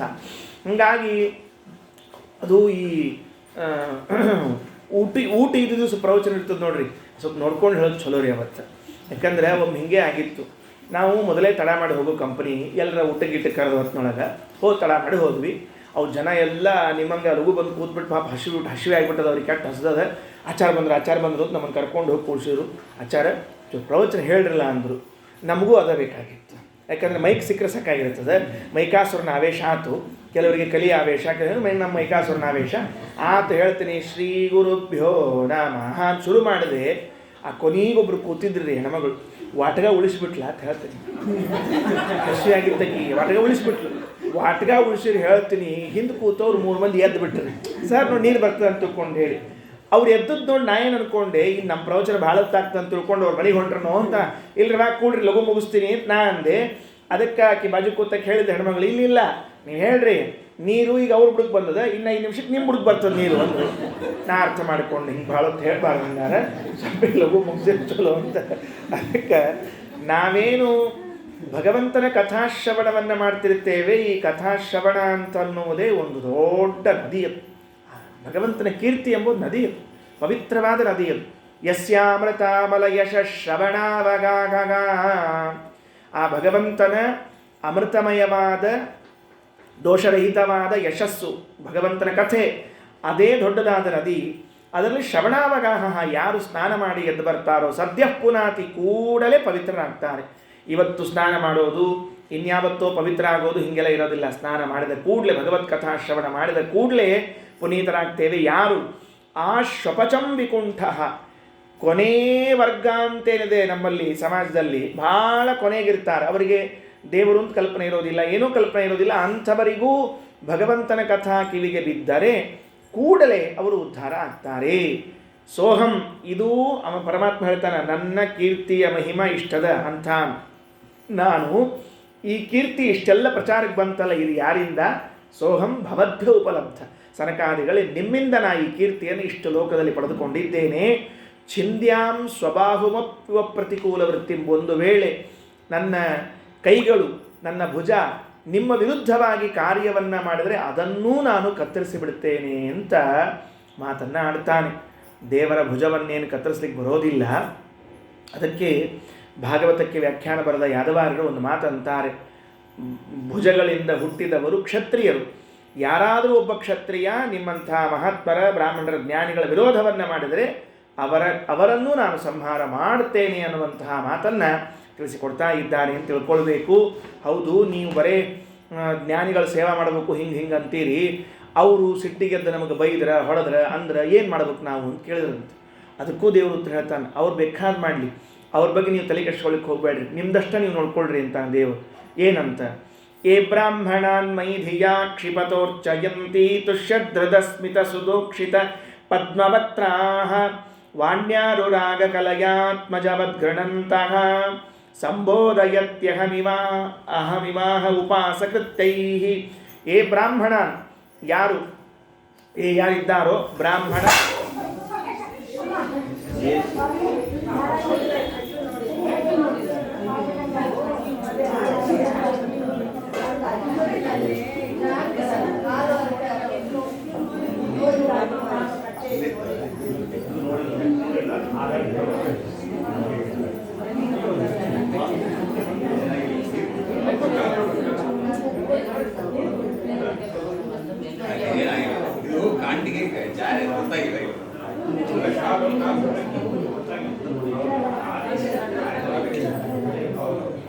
ಶ್ರೀಹರಿ ಶ್ರೀಹರಿ ಶ್ರೀ.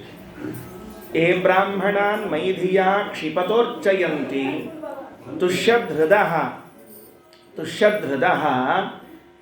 ಸ್ಮಿತಸುಧೋಕ್ಷಿತ ಪದ್ಮವಕ್ತ್ರಾಃ ವಾಣ್ಯಾನುರಾಗಕಲಯಾತ್ಮಜವದ್ಗೃಣಂತಃ ಸಂಬೋಧಯಂತಿ ಅಹಮುಪಾಕೃತೈಸ್ತೈಃ. ಪರಮಾತ್ಮ ಮತ್ತೊಂದು ಮಾತನ್ನು ಹೇಳ್ತಾನೆ. ಅವರು ಸಿಟ್ಟು ಮಾಡಿಕೊಂಡಾಗ ಕೆಲವೊಂದು ಬಾರಿ ಬೈತಾರೆ, ಕೆಲವೊಂದು ಬಾರಿ ನನ್ನನ್ನೇ ಹಿಂಸೆಗೆ ಒಳಪಡಿಸ್ತಾರೆ. ಅಷ್ಟಾದರೂ ಕೂಡ ನಾನು ಅವರ ಜೊತೆಗೆ ಪ್ರೇಮದಿಂದಲೇ ವ್ಯವಹಾರ ಮಾಡುತ್ತೇನೆ, ನೀವು ಕೂಡ ಹಾಗೇ ಪ್ರೇಮದಿಂದ ಅವರ ಜೊತೆಗೆ ವ್ಯವಹಾರವನ್ನು ಮಾಡಿರಿ ಅಂತ ಪರಮಾತ್ಮ ಮತ್ತೊಂದು ಮಾತನ್ನು ಹೇಳುತ್ತಾನೆ.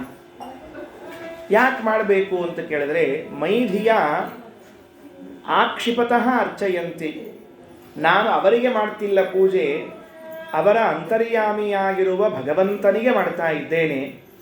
ಅವನೇನಾದರೂ ಅಂದರೂ ಕೂಡ ಪರವಾಗಿಲ್ಲ, ನಾವನ್ನು ಬಹಳ ಮನಸ್ಸಿಗೆ ಹಚ್ಕೊಳ್ಬಾರದು ಅನ್ನುವಂಥ ಮಾತನ್ನು ದೇವರು ತಿಳಿಸಿಕೊಡ್ತಾನೆ.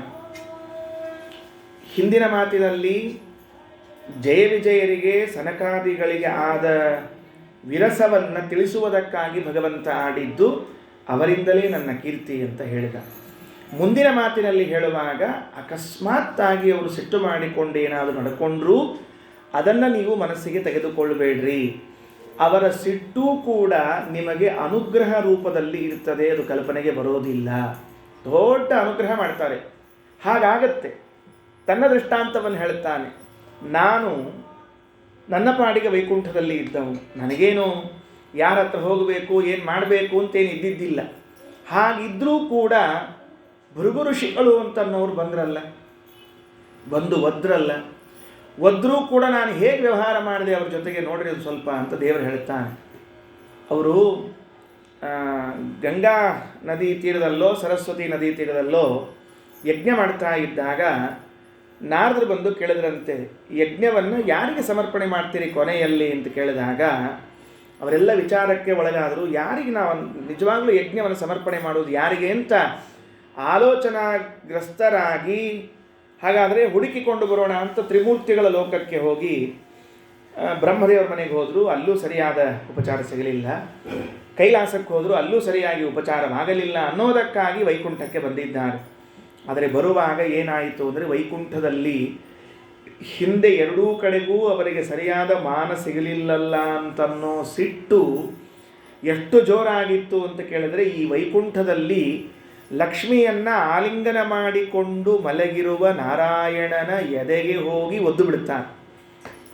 ಯಾರ್ದೋ ಸಿಟ್ಟು ಯಾರ್ದೋ ಮೇಲೆ ತೋರಿಸ್ತಿರ್ತಾರ ಅಂತಾರೆ ನೋಡ್ರಿ. ಇದು ಮನ್ಯಾಗ ಹೆಣ್ಮಕ್ಳು ಗಂಡಂದ್ರ ಸಿಟ್ಟು ಮಕ್ಕಳ ಮೇಲೆ ತೋರಿಸ್ತಿರ್ತಾರೆ. ನೀನು ನಿಮ್ಮಪ್ಪನ ಹಾದಿ ಹಿಡಿದೇನು ರೈ ಅಂತಾರೆ ಒಂದೇ ಇಟ್ಟು. ನೀನು ನಿಮ್ಮಪ್ಪನ ಹೋತಿ ನೋಡಂತ ಬಟ್ ಫಡ್ ಅಂತ ಹೊಡಿತಾರೆ. ಅದು ಹೊರಗಿಂದ ಬಂದರೆ ಹೇಳಂಗಿಲ್ಲ, ಎಲ್ಲಿ ಹೋಗಿನಿ ಅಂತ ತಿಳ್ಕೊಂಡು, ನೀನು ಬಂದರೆ ಹೇಳಂಗಿಲ್ಲ ಎಲ್ಲಿ ಅಂತ ತಿಳ್ಕೊಂಡು ಅವರಿಗೆ ಅವ್ರ ಮೇಲೆ ತಿರ್ಸ್ಲಿಕ್ಕೆ ಆಗ್ತಿರಂಗಿಲ್ಲ ರೀ. ಅದಕ್ಕೆ ಅವು ಮಕ್ಕಳ ಮೇಲೆ ತಿರ್ಸ್ತಿರ್ತಾರೋ. ಪಾಪದ ಗಾಬರಿ ಆಗಿರ್ತದೆ, ಯಾಕಂದ್ರೆ ಹುಟ್ಟಿನಪ್ಪ ಇವ್ರ ಮನ್ಯಾಗ ಅಂತ ತಿಳ್ಕೊಂಡು ಹೇಳಿ ರಮ್ ಬಡಿಸ್ಕೊಂಡು.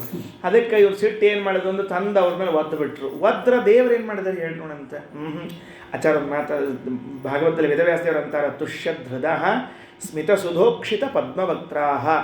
ವಧಿಸಿಕೊಂಡಾಗಲೂ ಮುಗುಳ್ನಗೆಯಿಂದ ಕೂಡಿದ ಮುಖದಲ್ಲಿ ದೇವರು ಅವರನ್ನು ಕರೆದು ಕೂಡಿಸಿ ತನ್ನ ಆಸನದಲ್ಲಿ, ಯಾಕೆ ಒದಿಲಿಕ್ಕೆ ಹೋದ್ರಿ ಪಾಪ, ನನ್ನ ದೇಹ ಬಹಳ ಕಠಿಣ ಅದ, ಕಠೋರ ಅದ, ಬಿರುಸದ, ನಿಮ್ಮ ಪಾದ ಎಷ್ಟು ಕೋಮಲ ಅದ, ಹಿಂಗೆ ನೀವು ಇಷ್ಟು ಕೋಮಲವಾದ ಪಾದದಿಂದ ನನ್ನ ದೇಹಕ್ಕೆ ಒದ್ದಾಗ ಅದಕ್ಕೆಷ್ಟು ನೋವಾಯಿತೋ ಏನೋ ಅಂತ ತಾನೇ ಒತ್ತಿ ಕೂಡಿಸಿ ಸಮಾಧಾನ ಮಾಡಿ ಆ ಲಕ್ಷ್ಮೀದೇವಿ ಹೇಳಿದಂತ ಒಂಚೂರು ಬಿಸಿನೀರು ತೊಗೊಂಡು ಬಾ, ಇವ್ರದ್ದು ಭೃಗು ಋಷಿಗಳ ಪಾದ ತೊಳಿಬೇಕಾಗ್ಯದ ಅಂತ. ಆಕೆ ಅಂದ್ಲು, ಒದಿಸ್ಕೊಂಡದ ಬಟ್ ಕಾಲು ಬೇರೆ ತೊಳಿತದ ಅಂತಿದ್ರು ಮೊಸಳಿಗೆಲ್ಲರ ಅಂಥೇಳಿ ಅಪ್ಸೆಟ್ ಮಾಡ್ಕೊಂಡ್ರಿ ಆಕೆ. ಯಾಕಂದ್ರೆ ಈ ಒದ್ದವ್ರನ್ನ ತೊಳೆಯೋ ಪದ್ಧತಿ, ಕಾಲು ತೊಳೆಯೋ ಪದ್ಧತಿಯಲ್ಲಿ ಇದ್ದಿದ್ದಿಲ್ಲ ನಮ್ಮಲ್ಲಿ. ಆತು ಅಂತ ಹೇಳಿದ್ರು. ಬಿಸಿನೀರು ತೊಗೊಂಡು ಬಂದು ಆ ಭೃಗು ಋಷಿಗಳ ಕಾಲು ತೊಳೆದು ತಲೆ ಮೇಲೆ ಹಾಕ್ಕೊಂಡು ಹೆಂಡತಿಗೆ ತಲೆ ಮೇಲೆ ಹಾಕಿದ. ಆಕೆ ಮೊದಲೇ ಉರ್ಲಿಕ್ಕತ್ತಾಳ ಭಗ ಅಂತ, ಅದಕ್ಕೆ ಬಿಸಿನೀರು ಬೇರೆ ಹಾಕ್ಕೊಂಡು ಮತ್ತೆ ಧಗ್ ಅಂತ ಹೇಳಿ ಉರ್ಲಿಕ್ಕಿನ್ನಿಟ್ಟು ಹಾಕಿದ್ರು. ಕೊಟ್ಟು ಅವರು ಹೋಗ್ಬಿಟ್ರಿ. ಅವರು ಯಾಕೆ ಬಂದೆ, ಯಾಕೆ ಒದ್ದೆ, ಏನಾತಂತೂ ಅವರು ಹೇಳಲಿಲ್ಲ, ಇವನು ಕೇಳಲಿಲ್ಲ ರೀ. ಯಾಕೆ ಬಂದ್ರಿ, ಯಾಕೆ ಒದ್ರಿ ಅಂತ ಇವನು ಕೇಳಲಿಲ್ಲ. ಹೋಗಿಬಿಟ್ರು, ಮುಗಿದೋದ ಕೆಲಸ. ಆ ಪ್ರಸಂಗವನ್ನು ಎತ್ತಿ ಹೇಳ್ತಾನೆ, ನಾ ಕೂಡ ಅವರು ಬಂದರೆ ಹೀಗೆ ಮಾಡಿದ್ದು.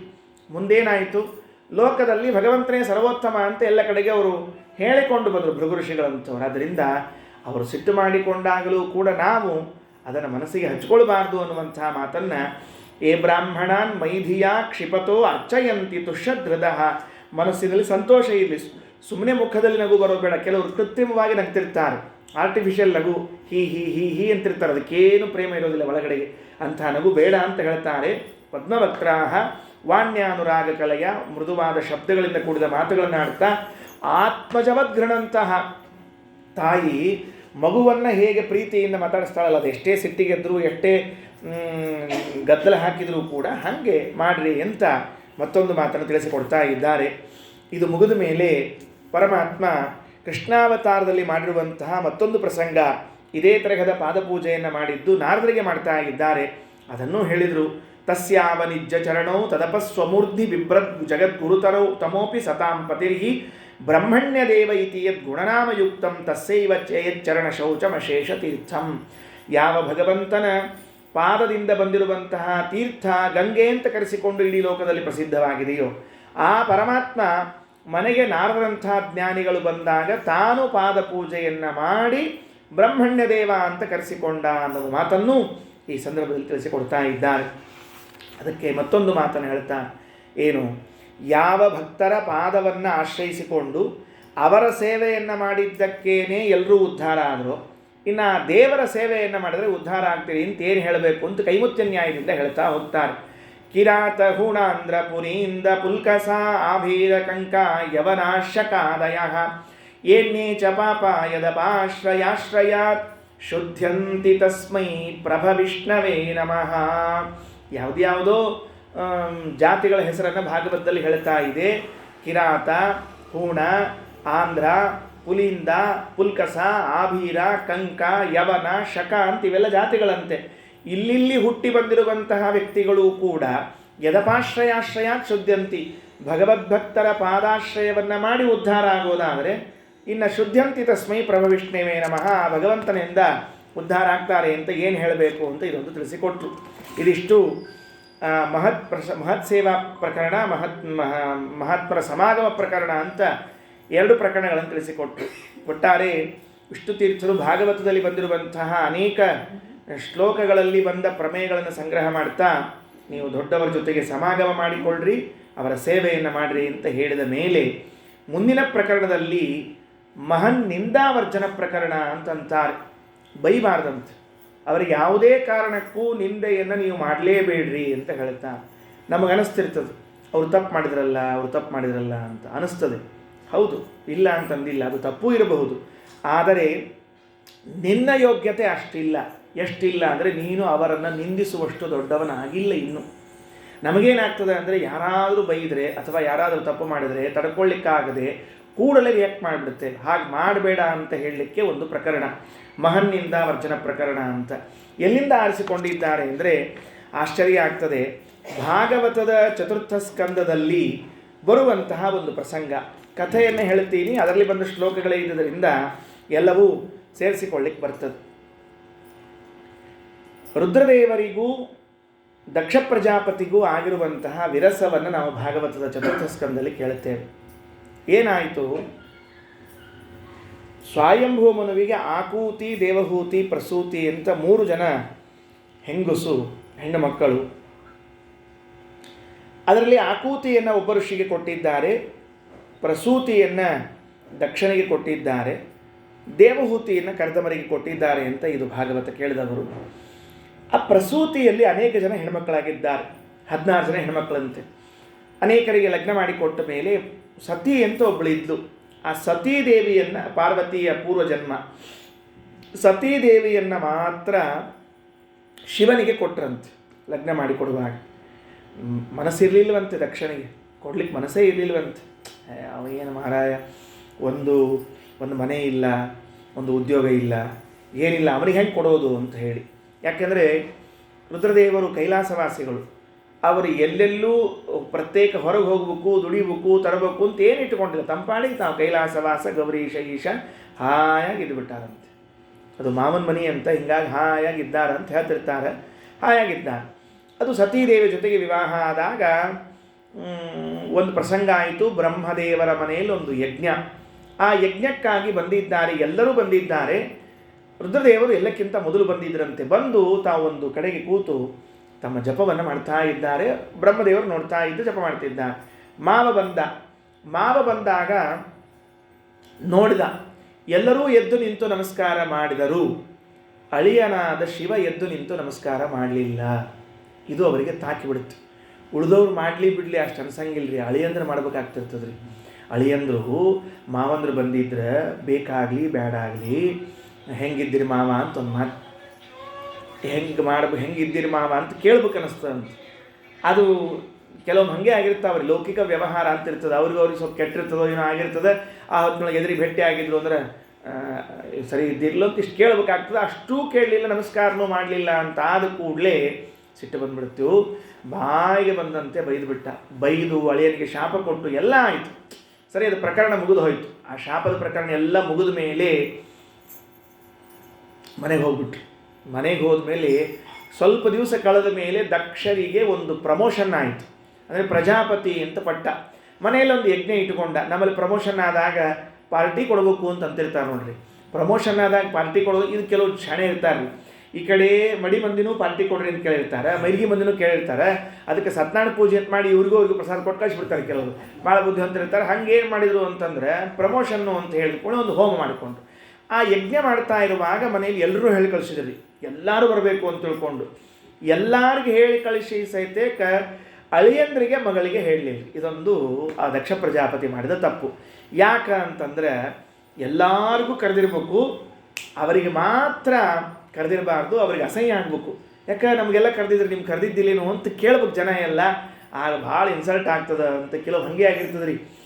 ಈ ಓಣಿಯೊಳಗೆ ಎಲ್ಲರಿಗೂ ಅರ್ಶಿನ ಕುಂಕುಮ ಕರೆದು ಅವರೊಬ್ಬರನ್ನ ಅರ್ಶಿನ ಕರೆದಿಲ್ಲ, ಕುಂಕುಮ ಕರೆದಿದ್ದಿಲ್ಲ ಅಂದ್ರೆ ದೊಡ್ಡ ಅಪಮಾನ ಆಗಿಬಿಟ್ಟಿರ್ತಾರೆ ಅವ್ರಿಗೆ. ಅಲ್ರಿ ಎಲ್ಲರಿಗೆ ಕರೆದಾರ್ರಿ, ಒಂದಿಷ್ಟು ಕುಂಕುಮ ಅರ್ಶನಕ್ಕೆ ನಮ್ದು ಕರೆದ್ರೆ ಏನು ಗಂಟು ಹೋಗ್ತಿತ್ತು ಇವ್ರಿಗೆ ಅಂತ ಮುಂದಿನ ಚೈತ್ರ ಮಾಸ ಬರೋ ತನಕ ಹೇಳ್ತಿರ್ತಾರೆ ರೀ ಅವ್ರು. ಅದಕ್ಕೆ ಇರ್ತದೆ. ನಾವು ಬಗ್ಗೆ ಹೆಚ್ಚಾಗ್ತಿದ್ದೇನೆ ಅವ್ರಿಗೆ ಇಷ್ಟು ಅಕ್ಕಿ ಕೊಡ್ಲಿಕ್ಕೆ ಏನು ಗಂಟು ಹೋಗಿತ್ತು ಅಂತ ಹೀಗೆಲ್ಲ ಅನ್ಕೋತ ಕೂತಿದ್ದೆ. ಅಂದರೆ ಅದೊಂದು ಮರ್ಯಾದೆ ಹೋಗೋ ಪ್ರಸಂಗ. ಅದು ಎಷ್ಟು ಚೀಪ್ ಮೆಂಟಾಲಿಟಿ ಅವರದ್ದು ದಕ್ಷ ಪ್ರಜಾಪತಿ. ಅಂದರೆ ಅವ್ರಿಗೆ ಕರೆದಿಲ್ಲ ಅಂದರೆ ಜನ ಎಲ್ಲ ಕೇಳ್ತಾರೆ. ಜನ ಕೇಳಿದ್ರು ಅಂತಂದರೆ ಅವ್ರಿಗೆ ಅಪಮಾನ ಆಗ್ತದೆ ಅಂತ ಹೇಳಿ ಆಮಂತ್ರಣ ಕೊಟ್ಟಿಲ್ಲ. ದೈವ ಹೆಂಗಿತ್ತು ಅಂದರೆ ಹರಿದ್ವಾರದಲ್ಲಿ ಯಜ್ಞ ಮಾಡ್ತಾ ಇದ್ದಾರೆ ಅವರು. ಮೇಲಿನಿಂದ ಎಲ್ಲ ದೇವತೆಗಳು ಬರೋ ಕಾಲದಲ್ಲಿ ಸಹಜವಾಗಿ ಕೈಲಾಸದ ಮೇಲೆ ಹಾಯ್ದುಕೊಂಡೇ ಬರಬೇಕಾಗ್ತಿತ್ತಂತೆ ವಿಮಾನದ ಮೇಲೆ. ಸತೀದೇವಿ ಒಂದು ಸಲ ನೋಡಿದ್ಲು, 4-8 ವಿಮಾನಗಳು ಭರ ಹೋದವು. ಕೈ ಮಾಡಿ ನಿಲ್ಲಿಸಿದ್ಲು. ಏನು ವಿಶೇಷ ಅಂತ ಕೇಳಿದ್ಲು. ಅವರು ಹೇಳಿದ್ರು, ಇಲ್ಲ ದಕ್ಷ ಪ್ರಜಾಪತಿ ಮನೆಯಲ್ಲಿ ಯಜ್ಞ ಹೊರಟಿದ್ದೀವಿ ಅಂತ. ಇಷ್ಟಂದ್ರೆ ಸುಮ್ಮನೆ ಇರ್ತಿದ್ರು ರೀ. ಏನು ಅನ್ಬೇಕು, ಯಾಕೆ ನಿಮಗೆ ಕರೆದಿಲ್ಲ, ಆಮಂತ್ರಣ ಕೊಟ್ಟಿಲ್ಲ ನಿಮಗೆ, ಎಲ್ಲಿ ಅಂತ ಕೇಳಿಗತಿಯಲ್ಲ ಅಂದ್ಬಿಟ್ರು. ಪಾಪ ಮಗಳು ಅಪ್ಪನ ಮರ್ಯಾದೆ ಗಂಡನ ಮರ್ಯಾದೆ ಉಳಿಸ್ಲಿಕ್ಕೆ ನೀವು ಅಲ್ಲೇ ಹೊಂಟಿಲ್ಲೋ ಸುಮ್ಮನೆ ಕೇಳಿದೆ, ಮತ್ತು ಬೇರೆ ಕಾರ್ಯಕ್ರಮ ಏನಿರೋದೇನು ಅಂತ ಹಿಂಗಂದು ಅದನ್ನು ಮುಚ್ಚಿ ಹಾಕಿಬಿಟ್ರಿ. ಮನೆಗೆ ಹೋದ್ಲು. ಮನೆಗೆ ಹೋಗಿ ಏನನ್ಬೇಕ್ರಿ ಈಗ ಗಂಡನ ಮುಂದೆ ರುದ್ರದೇವ್ರು ಕೂತಿದ್ರಿ. ಅವ್ರಿಗೆ ಗೊತ್ತು, ಎಲ್ಲ ವಿಷಯ ಗೊತ್ತು, ಕಡೆ ಮುಚ್ಕೊಂಡು ಕೂತ್ಬಿಟ್ರಿ ಅವ್ರು ತಣ್ಣಗೆ. ಹೋಗಿ ಹೇಳಿದ್ಲು. ಹೇಳೋ ಕಾಲಕ್ಕೆ ಏನ್ರಿ ನಮ್ಮ ಅಪ್ಪನ ಮನೆಯಾಗ ಏನೋ ಕಾರ್ಯಕ್ರಮ ಅಂತ ಹೋಗೋಣ ನಡ್ರಿ ಅಂತ ಅಂದಿದ್ರ ರುದ್ರದೇವರು ಅಂತಿದ್ರು, ನಿಮ್ಮ ಅಪ್ಪನ ಮನೆ ಹೋದಿಲ್ಲೋ ಹೋಗು ಅಂತಂತಿದ್ರಿ ಅವ್ರು. ಅದಕ್ಕೆ ಶಾಣಿಕಿದ್ರಿ ಸತೀದೇವಿ. ಏನು ಮಾತಾಡಿದ್ರು ಗೊತ್ತೇನ್ರಿ? ಪ್ರಜಾಪತೇಸ್ತೆ ಶಶುರಸ್ಯ ಸಾಂಪ್ರತಂ ನಿರ್ಯಾಪಿತೋ ಯಜ್ಞ ಮಹೋತ್ಸವ ಕಿಲ. ಏನ್ರಿ ನಿಮ್ಮ ಮಾವನ ಮನೆಯಲ್ಲಿ ಯಜ್ಞ ಅಂತೆ, ಹೋಗೋಣವಾ ಅಂದ್ಲು. ಈ ಭಾರಿ ಬುದ್ಧಿವಂತರು ಹೆಣ್ಮಕ್ಳು, ಯಾವಾಗ ಏನು ಮಾತಾಡ್ತಾರೆ ಅಂತ ಗೊತ್ತಾಗಂಗಿಲ್ರಿ. ಇದು ಸಿಕ್ಕಾಕೊಳ್ಳೋದು ಗಂಡಸ ಪ್ರಾಣಿ ಅಷ್ಟೇ ಸಿಕ್ಕಾಕೋತಿರ್ತದ್ರಿ, ಯಾವಾಗ ಸಿಕ್ಕಾಕೋತ ಗೊತ್ತಿಲ್ಲ. ಅದು ಎಷ್ಟು ಚಂದ ಮಾತಾಡೋದು ನೋಡ್ರಿ. ಏನ್ರಿ ನಿಮ್ಮ ಮಾವನ ಮನೆಯಲ್ಲಿ ಯಜ್ಞವಂತೆ ಹೋಗೋಣ, ಅದೇ ನಿಮ್ಮ ಅಪ್ಪನ ಮನೆಯಾಗ ಯಜ್ಞ ಅಂತಿರ್ಬೇಕಾಗಿತ್ತು ರೀ. ನಿಮ್ಮ ಅಪ್ಪನ ಮನೆಗೆ ಹೋಗಿ ಅಂತ ಹೇಳ್ಬಿಡ್ತಿದ್ರು ಅವರು. ಅದಕ್ಕೆ ನಿಮ್ಮ ಮಾವನ ಮನೆಯಲ್ಲಿ ಯಜ್ಞ ಅಂತೆ ಹೋಗೋಣ, ಏನು ಮಾಡ್ತಿ ಹೋಗಿ, ನಮ್ದೇನು ಕೆಲಸದ ಅಲ್ಲಿ ಸುಮ್ಮನೆ ಅಂತಂದರೆ ಆಗ ಹೇಳಿದ್ದು, ಇಲ್ಲ ಅಲ್ಲಿ ಅಕ್ಕ, ಅಕ್ಕನ ಗಂಡ, ಅಕ್ಕನ ಮಕ್ಕಳು ಎಲ್ಲರೂ ಬಂದಿರ್ತಾರೆ, ಸಂಬಂಧಿಕರು ಬಂದಿರ್ತಾರೆ, ನೋಡ್ಕೊಂಡು ಬರೋಣ. ಅಲ್ಲ ನಾ ಒಬ್ಬಳೇ ಹೋಗ್ತಿದ್ದೆ, ಇಲ್ಲ ಅಂತಲ್ಲ, ಆದರೆ ಕೊನೆಗೆ ಈ ಇದನ್ನು ಕೊಡ್ತಿರ್ತಾರೆ ನೋಡ್ರಿ, ಅರ್ಶಿನ ಕುಂಕುಮ ಹಚ್ಚಿ ಸೀರೆಯೋ ಧೋತ್ರ ಒಂದು ಕೊಡ್ತಿರ್ತಾರಲ್ಲ, ಎಕ್ಸ್ಚೇಂಜ್ ಆಫರ್ ಒಳಗೆ ಬಂದಿರ್ತಾವೆ ನೋಡ್ರಿ ಅವು. ಯಾರ್ಯಾರ್ದೋ ಮನೆಗೆ ಹೋಗಿ ಕೊನೆಗೆ ಅವ್ರದೇ ಮನೆಗೆ ಬಂದಿರ್ತಾವಂತೆ ಎಕ್ಸ್ಚೇಂಜ್ ಆಫರ್ ಒಳಗೆ. ನಿಮಗೆ ಕಲ್ಪನೆ ಇರ್ಲಿಕ್ಕಿಲ್ರಿ, ನನಗೆ ಅದ್ರದ್ದು ಎಕ್ಸ್ಪೀರಿಯನ್ಸ್ ಜಾಸ್ತಿ ಇದೆ. ದಿವಸ ಅವ ಬರ್ತಾವೆ, ನನ್ನ ಮನೆಗೆ ಬೇರೆ ಬರೋದೇ ಇಲ್ಲ. ಅದಕ್ಕೆ ಮ್ಯಾಲೆ ಅರ್ಶಿನ ಕುಂಕುಮ ಹತ್ತಿರ್ತದಂತ ಉಲ್ಟಾ ಮಾಡಿ ಅದನ್ನು ಮತ್ತೆ ಒಳಗೆ ಹಾಕಿ ಅದನ್ನು ಚೀಲದಾಗ ತುರುಕಿ ಆ ಚೀಲ ಸತಿ ಉಲ್ಟಾ ಮಾಡಿರ್ತಾರೆ, ಮತ್ತೆ ಹೆಸರು ಬರೆದಿರ್ತಾರೆ ಮೇಲೆ ಗೊತ್ತಾಗ ಮಾಡಿ. ಅದು ಎಲ್ಲಿ ಹೋಗಿರ್ತದೆ, ಯಾವ ಆಚಾರ ಮನೆಯಿಂದ ಬಿಟ್ಟು ಹೋಗಿರ್ತದೋ ಅದೇ ಅದಕ್ಕೆ ಅನ್ಯಥಾ ಶರಣಂ ನಾಸ್ತಿ ಆಚಾರ್ಯ ಗೃಹಂ ಶರಣಂ, ಅಲ್ಲೇ ಬಂದು ಕೊಡ್ಬೇಕದು. ಹಾಗಾಗಿ ಅದು ಸೀರಿದ ಹೊತ್ರ ಕೊಡ್ತಿರ್ತಾರಲ್ಲ, ಆಗರ ನೀವು ಎದುರಿಗೆ ಕೂತಿರ್ಬೇಕಾಗ್ತದ ಅಂದ್ಲು. ಏನು ಮಾತಾಡಲಿಲ್ರಿ. ಕೇಳಿದ್ಲು, ಇಲ್ಲ ಆಮಂತ್ರಣ ಬಂದಿಲ್ಲ ಅಂಬೋದಕ್ಕೆ ಬೇಡ ಅಂತಿದ್ದೀರೇನು ಅಂತ ಮತ್ತೊಂದು ಮಾತು ಕೇಳ್ತಾರೆ. ಆ ಶ್ಲೋಕವನ್ನು ವಿಷ್ಣು ತೀರ್ಥ ಹಿಡಿತಾರೆ. ಇಲ್ಲಿಂದ ಪ್ರಾರಂಭ ಮಾಡಿಕೊಂಡು ಮುಂದಾದ ಘಟನೆಯನ್ನೆಲ್ಲ ಸಂಗ್ರಹ ಮಾಡ್ತಾರೆ. ನಿಜವಾಗಲೂ ಆಮಂತ್ರಣಕ್ಕಾಗಿ ಎಲ್ಲಿ ಅಪೇಕ್ಷೆ ಮಾಡಬೇಕು, ಎಲ್ಲಿ ಅಪೇಕ್ಷೆ ಮಾಡಬಾರ್ದು, ಎರಡೂ ಶಾಸ್ತ್ರ ಹೇಳ್ತದೆ. ಕಥಂ ಸುತಾಯಾಹ ಪಿತೃಗೇಹ ಕೌತುಕಂ ನಿಶಮ್ಯ ದೇಹಕ ಸುರವರ್ಯ ನಿಂಗತೆ ಅನಾಹುತ ಅಪ್ಯಭಿಯಾಂತಿ ಬಂಧುಷು ಭರ್ತೃಗುರೋಹೋ ದೇಹಕೃತಶ್ಚ ಕೇತನಂ. ಅಪ್ಪ, 3 ಸ್ಥಳಗಳಲ್ಲಿ ಆಮಂತ್ರಣವಿಲ್ಲದೆ ಇದ್ರೂ ಹೋಗ್ಬೋದಂತ. ನಾವು ಅಷ್ಟೇ, ಮತ್ತು ಅವ್ರದಂತ ತಿಳ್ಕೊಬೇಡಿ, ಪುರಾಣದಾಗ ನಮಗೂ ಅಷ್ಟೇ. ಎಲ್ಲಿ? ಭರ್ತುಹು ಗಂಡನ ಮನೆಗೆ, ಗುರೋಹೋ ಗುರುಗಳ ಮನೆಗೆ, ದೇಹಕೃತಶ್ಚ ತಂದೆಯ ಮನೆಗೆ ಹೋಗಲಿಕ್ಕೆ ಆಮಂತ್ರಣ ಬೇಕಾಗಿಲ್ಲ. ಅಲ್ರಿ ಸರ್, ಇದೇ ಅರ್ಥ ಆಗಿಲ್ಲ ನಮಗೆ. ತಂದೆ ಮನೆಗೆ ಹೋಗ್ಲಿಕ್ಕೆ ಆಮಂತ್ರಣ ಬೇಕಾಗಿಲ್ಲ, ಗುರುಗಳ ಮನೆಗೆ ಬೇಕಾಗಿಲ್ಲ, ಗಂಡನ ಮನೆಗೆ ಬೇಕಾಗಿಲ್ಲ, ಏನು ಅರ್ಥ ಆಗಿಲ್ಲ. ಹೆಣ್ಣುಮಗಳು ಅತ್ತೆ ಮನೆಯಿಂದ ತವ್ರ ಮನೆಗೆ ಹೋಗಿದ್ದಾಳಕ್ಕಿ, ತವ್ರ ಮನೆಗೆ ಇದ್ದಾಳೆ 4 ದಿವಸ ಆಯ್ತು, 8 ದಿವಸ ಆಯ್ತು.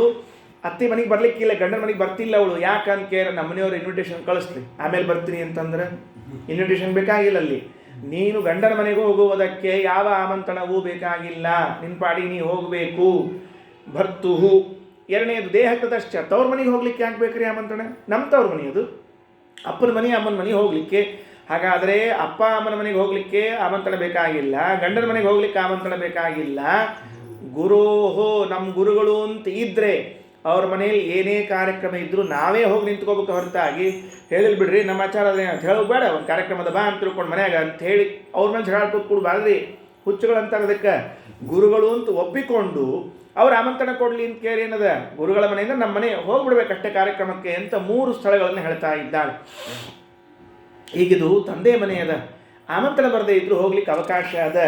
ಹೆಣ್ಮಕ್ಳಿಗಂತೂ ವಿಶೇಷವಾಗಿ ಅಮ್ಮನ ಮನೆ ಅಂದರೆ ಭಾರೀ ಪ್ರೇಮರಿ. ಯಾಕಂದ್ರೆ ಅದು 20-25 ವರ್ಷ ಅಲ್ಲಿ ಇದ್ಬಿಟ್ಟಿರ್ತಾರೆ ಲಗ್ನ ಮಾಡ್ಕೊಳ್ಳೋಕ್ಕಿಂತ ಮೊದಲು. ಅದು ಭಾರಿ ಅಟ್ಯಾಚ್ಮೆಂಟ್ ಬೆಳೆದಿರ್ತದೆ ರೀ. ಅದಕ್ಕೆ ಹಿಂದಕ್ಕೆಲ್ಲ ಔಷಧ ಲಗ್ನ ಮಾಡಿಬಿಡ್ತಿದ್ರು ರೀ.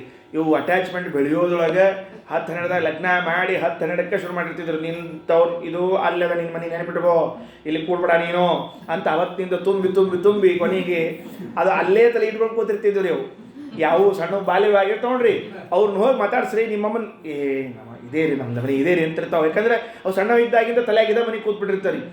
ಈಗ ವಿವಾಹದ ವ್ಯವಸ್ಥೆ ಬದಲಾದ್ರಿಂದ 20, 25, 30 ಇರಲಿ, ಅದು ಎಷ್ಟು ಹೋಗ್ತಾ ಮುಂದೆ ಅಷ್ಟು ಆಗೋ ತನಕನೂ ತವ್ರ ಮನೆ ಪ್ರೇಮ ಇದ್ದಿದ್ದರಿಂದ ಭಾಳ ಅಟ್ಯಾಚ್ಮೆಂಟ್ ಬೆಳೆದ್ಬಿಟ್ಟಿರ್ತಾರೆ. ಹಿಂಗಾಗಿ ಏನರ ಒಂದು ಸಣ್ಣ ಜಗಳ ಆಗಲಿ ಮನ್ಯಾಗ ಗಂಡನ ಜೊತೆಗೆ ತಕ್ಷಣ ಬಂದು ಕೂತಿರ್ತಾವ್ರಿ. ಇಲ್ಲಿ ಕೂತ್ರಿ ಹೇಳ್ರಿ, ಮುಂದೆ ಕೂತಿರ್ತ ಸುಮ್ ಕೂತ್ರಿ. ಅಪ್ಪ ಅಮ್ಮ ಏನು ಮಾಡ್ಬೇಕು ರೀ, ಹೋಗಬೇಡ ನೀನು ಇಲ್ಲೇ ಕೊಡು, ಅವ್ನು ಬರ್ತಾನ, ಇಲ್ಲಿ ಬರಲಿ, ಅವೇನು ದೊಡ್ಡ ಬರಲಿಲ್ಲ ಶರು ಕೂಡ್ಲ ನೋಡ್ತೀನಿ ಅಂತೇಳಿ ಇವ್ರು ಸಪೋರ್ಟ್ ರೀ ಅವಂಗೆ. ಆ ಮಗಳಿಗೆ ಹೇಳಬೇಕು, ಮನ್ಯಾಗ ಇದ್ದೇ ಇರ್ತಾವೆಲ್ಲ, ಏನು ದೊಡ್ಡದಲ್ಲ, ನಡಿ ಏನು ತಿಳ್ಕೊಂಡು ಕಳಿಸ್ಬೇಡ. ಕಳ್ಸಂಗಿಲ್ಲ ರೀ ಅವ್ರು. ಬರಲಿ ತಪ್ಪ ತರಲಿ, ನಿನ್ನ ಮುಂದೆ ಕೂಡಲಿಲ್ಲವ, ನಾ ಕಳಿಸ್ತೀನಿ ಅವಾಗ ಅಂತ. ಇದೊಂದು ಬೇರೆ ಹುಚ್ಚರು ಸಂತಿರು ಎಂದೆಂದು ಮಾಡಬಾರ್ದು ಅಂಥವು. ಇವು ಹಿಂಗಿದ್ರೆ ಅವು ಇನ್ನೂ ತಿರ್ಸಷ್ಟಿದ್ವು ಅಂತ ಇಟ್ಕೊಳ್ರಿ. ಅವು ಮಾಡ್ಕೊಂಡದ್ದು ನೀ ಆ ಕಡೆ ನಾ ಈ ಕಡೆ ಅಂದ್ರೆ ಏನು ಮಾಡೋದು ಮುಂದೆ ಆತಲ್ಲ ಕೆಲಸ. ಅದಕ್ಕೆ ಎಂದೆಂದು ಅಂಥ ಕಾರ್ಯಕ್ರಮ ಮಾಡ್ಲಿಕ್ಕೆ ಹೋಗಬಾರ್ದು. ನಾವು ಹೋಗ್ಬೇಕಾಗ್ಯದ.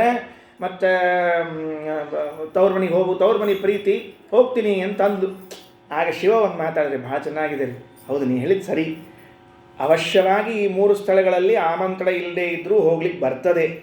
ತ್ವಯೋದಿತಂ ಶೋಭನಮೇವ ಶೋಭನೆ ಅನಾಹುತ ಅಪ್ಯಭಿಯಾಂತಿ ಬಂಧುಷೋ ತೇ ಯದ್ಯನುತ್ಪಾದಿತ ದೋಷದೃಷ್ಟಯಃ ಬಲೀಯಸಾನತ್ಮಮದೇನ ಮನ್ಯುನಾ ನೈತಾದೃಶಾನಾಂ ಸ್ವಜನಂ ವ್ಯಪೇಕ್ಷೆಯ ಗೃಹಾನ್ ಪ್ರತೀಯಾದನವಸ್ಥಿತಾತ್ಮನಾಂ ಯೇಭ್ಯಾಗತಾನ್ ವಕ್ರಧಿಯಾ ವಿಚಕ್ಷತೆ ಆರೋಪಿತ ಭ್ರೂಭಿರಮರ್ಷಣಾಕ್ಷಿಭಿಃ. ಆಮಂತ್ರಣ ಇಲ್ಲದೆ ಇದ್ದಲ್ಲೂ ಹೋಗಬಹುದು, ಆದರೆ ನಾವು ಹೋದಾಗ ಅವ್ರು ಹೆಂಗೆ ಇನ್ವೈಟ್ ಮಾಡ್ಬೇಕು ಗೊತ್ತೇನು? ನಮ್ಮನ್ನು ನಾವು ಹೋದಾಗ ಹೆಂಗೆ ಕರಿಬೇಕು ಗೊತ್ತೇನು?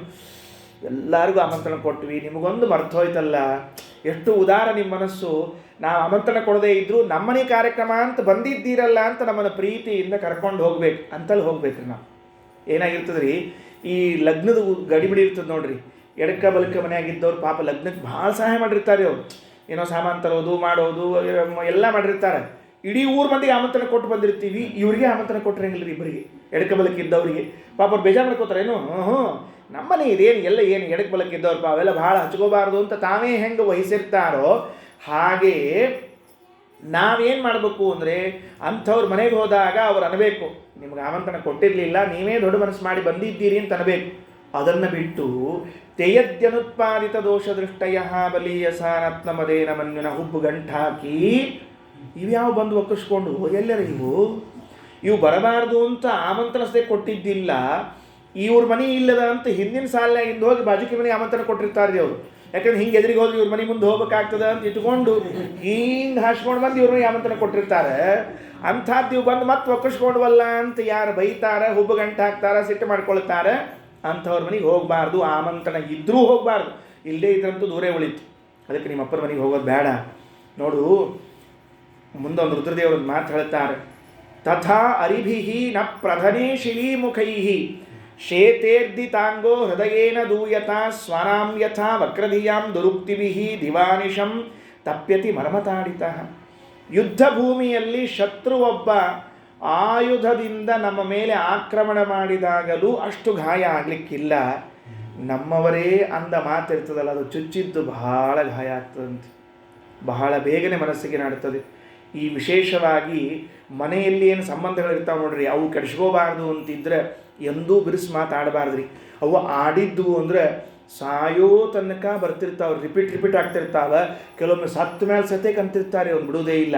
ವಿಶೇಷವಾಗಿ ಅತ್ತಿ ಸೊಸಿ ಇರ್ತಾವೆ ನೋಡ್ರಿ, ಅವು ಒಂದು ಮಾತು ಅಂದಿದ್ರು ಅಂದರೆ ಸೊಸಿ ಕೊನೆ ತನಕ ನೆನಪಿಟ್ಕೊಂಡಿರ್ತಾಳೆ ರೀ. ಅದನ್ನು ಅವ್ರ ಅತ್ತೆಯವರು ಹೋಗಿ ಒಂದು 8-10 ಅವಿಧವಾ ನವಮಿ ಮುಗಿದಿದ್ರು ಇನ್ನೂ ಹಂಗೆ ಬರ್ತಿರ್ತಾರೆ ಬಾಯಾಗ, ಎಲ್ಲ ಹೋಗ್ಯಾರ ಬಿಡ, ಹೋಗ್ಯಾರ, ಹೋಗಿಲ್ಲ ಅಂತ ಯಾರಂದ್ರೆ ಗಂಡ ಸಮಾಧಾನ ಮಾಡ್ತಿರ್ತಾನೆ ರೀ, ಹೋಗ್ಯಾರ ಬಿಡ, ಹೋಗೋ ಕೈಲೆಲ್ಲ ಅಂದು ಹೋಗೋಳತ್ತಿ ಅಂತ ಹೇಳೇ ಅಂತಿರ್ತಾರೆ ಪಾಪ ಅವು.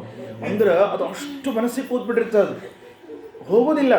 ನಮ್ಮ ಗುರುಗಳು ಹೇಳ್ತಿರ್ಬೇಕು ಯಾವಾಗಲೂ ಕೂಡ, ಆ ವ್ಯಕ್ತಿ ಸತ್ತ ಮೇಲೂ ಅವನನ್ನು ಭೂಮಿಯ ಅಡಿಯಲ್ಲಿ 4-8 ಅಡಿ ತೋಡಿ ಒಳಗೆ ಹಾಕಿ ಮಣ್ಣು ಮುಚ್ಚಿ ಬಂದರೂ ಕಟ್ಟಿಗೆಯಲ್ಲಿಟ್ಟು ಪುರುಪುರು ಅಂತ ಸುಟ್ಟು ಉರಿದ್ರೂ ಕೂಡ ಇನ್ನೂ ಅವ ಅಂದದ ಮಾತು ಹೋಗೋದಿಲ್ವಂತೆ. ಅದಕ್ಕೆ ಮಾತಾಡುವಾಗ ಇನ್ನೊಬ್ಬರು ನೋಡ್ಕೊಂಡು ಮಾತಾಡಬೇಕು ಅಂತ. ತಥಾ ಅರಿಭಿಃ ನ ಪ್ರಧನೇ ಶಿಲೀಮುಖೈಃ. ಯುದ್ಧವಾಡುವಾಗ ಶತ್ರುಗಳು ಎದುರಿನಲ್ಲಿ ನಿಂತು ಬಾಣವನ್ನೋ ಖಡ್ಗವನ್ನೋ ಹಾಕಿ ತಿವಿದ್ರೆ ಶೇತೆ ಅರ್ಧಿತಾಂಗ ಕೆಳಗೆ ಬೀಳ್ತಾನೆ, ಅಷ್ಟು ಮನಸ್ಸಿಗೆ ನೋವಾಗೋದಿಲ್ಲ. ಹೃದಯೇನ ದೂಯತ ಸ್ವಾನಾಂ ಯಥಾ ವಕ್ರಧಿಯಾಂ. ನಮ್ಮವರೇ ಆದವರು ಸೊಟ್ಟ ಮುಖ ಮಾಡಿಕೊಂಡು ಅಂದರೆ ಅದು ಎಷ್ಟು ಮನಸ್ಸಿಗೆ ಉಳಿದುಬಿಡ್ತದೆ. ಮಕ್ಕಳೇ ರೀ, ನಾವೇ ಪ್ರೀತಿಯಿಂದ ಬೆಳೆಸಿದ ಮಕ್ಕಳು ಯಾವುದೋ ಒಂದು ಪ್ರಸಂಗದಲ್ಲಿ ಹಿಂಗೆ ಅಂದುಬಿಟ್ರು ಅಂದರೆ ಅದು ಇಷ್ಟು ನೋವಾಗ್ತದೆ, ಕೊನೆಯವರೆಗೂ ಉಳಿತದೆ.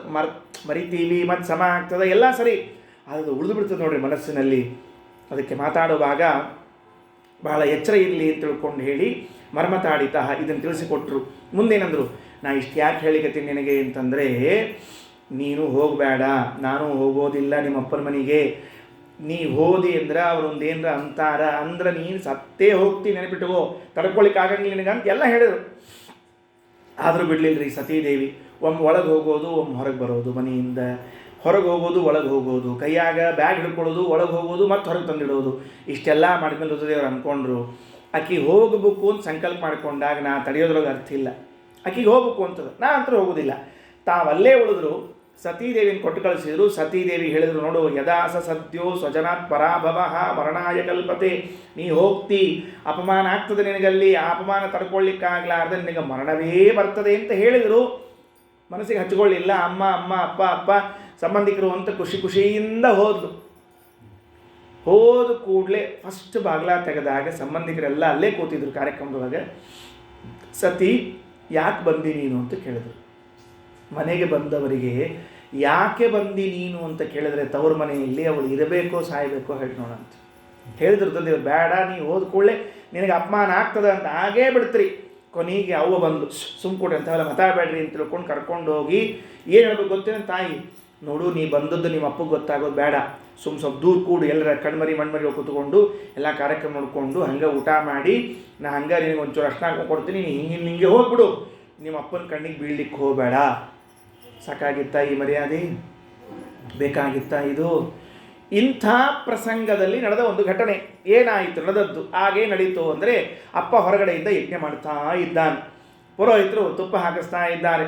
ಇಂದ್ರಾಯ ಸ್ವಾಹ ಮಂತ್ರ ಹಾಕ್ತಾ ಬಂದರು. ರುದ್ರದೇವರಿಗೆ ಆಹುತಿಯನ್ನು ಹಾಕಬೇಕು.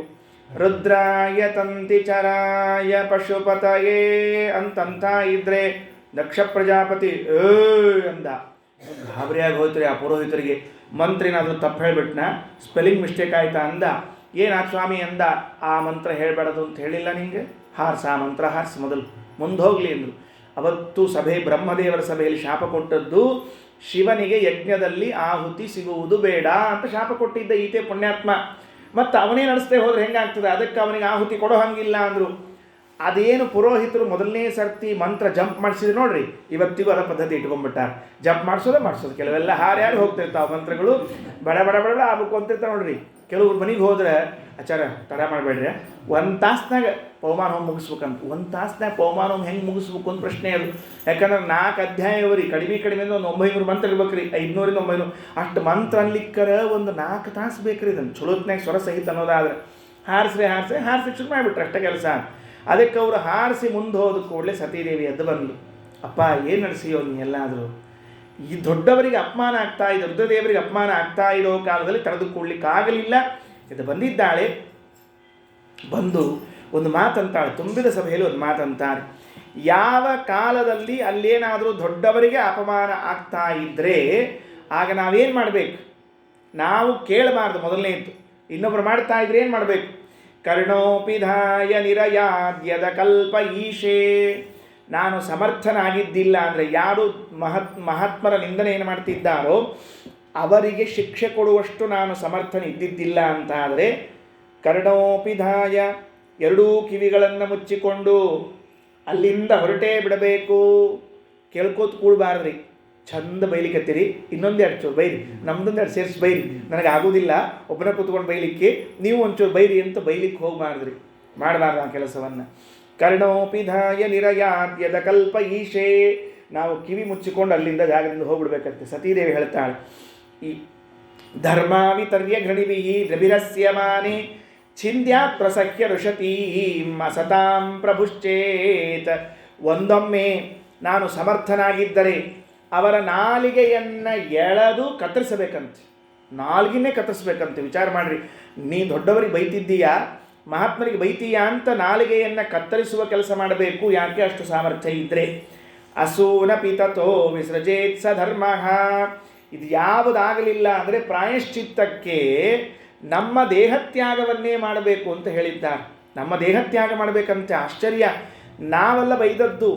ಇನ್ಯಾರೋ ಭಗವದ್ಭಕ್ತರನ್ನು, ಜ್ಞಾನಿಗಳನ್ನು ಬೈದಿದ್ದರೆ ಅದನ್ನು ಕೇಳಿಸಿಕೊಂಡ ತಪ್ಪಿಗೆ ಆ ದೇಹವನ್ನು ತ್ಯಾಗ ಮಾಡಿರಿ ಅಂತ ಹೇಳ್ತಿದ್ದಾರೆ. ಆಮೇಲೆ ಮಹನ್ನಿಂದ ವರ್ಜನ ಪ್ರಕರಣ ಅಲ್ವಾ? ಮಹಾತ್ಮರನ್ನ ಸರ್ವಾತ್ಮನ ಬೈಬಾರ್ದು. ಎಂದೆಂದೂ ಯಾವ ಜ್ಞಾನಿಗಳಿಗೂ ನಾವು ಬೈಲೇಬಾರ್ದು. ಯಾಕೆಂದರೆ ಅವರ ತಪಸ್ಸೇನೋ, ಅವರ ಪುಣ್ಯ ಏನೋ, ಅವರ ಸಾಧನೆ ಏನೋ, ಜ್ಞಾನವೇನು ಅಂತ ನಮಗೆ ಯಾವುದೂ ಗೊತ್ತಿರೋದಿಲ್ಲ. ನಾವು ಅದಕ್ಕೆ ಯಾರಿಗೂ ಅನ್ಲಿಕ್ಕೆ ಹೋಗಬಾರ್ದು. ಕರ್ಣೋಪಿಧಾಯ ನಿರಯಾದ್ಯದ ಕಲ್ಪೈಷೆ ಧರ್ಮಾವಿತರ್ಯ ಘೃಣಿಭಿಃ ರವಿರಸ್ಯಮಾನೆ ಛಿಂದ್ಯಾತ್ ಪ್ರಸಖ್ಯ ಋಷತೀಂ ಅಸತಾಂ ಪ್ರಭುಶ್ಚೇ ಜಿಹ್ವಾಮಸೂನ ಪಿತತೋ ವಿಸೃಜೇತ್ ಸ ಧರ್ಮಃ. ಅಪ್ಪ, ತಂದೆ ಹೇಳ್ತಾಳೆ, ನಾಶ್ಚರ್ಯಮೇತತ. ನೀನು ಶಿವನಿಗೆ ಬೈತಾ ಇದ್ದಿ ಅಂತ ಅನ್ನೋದೊಂದು ಆಶ್ಚರ್ಯದ ವಿಷಯವೇ ಅಲ್ಲ. ನಾಶ್ಚರ್ಯಮೇತತ.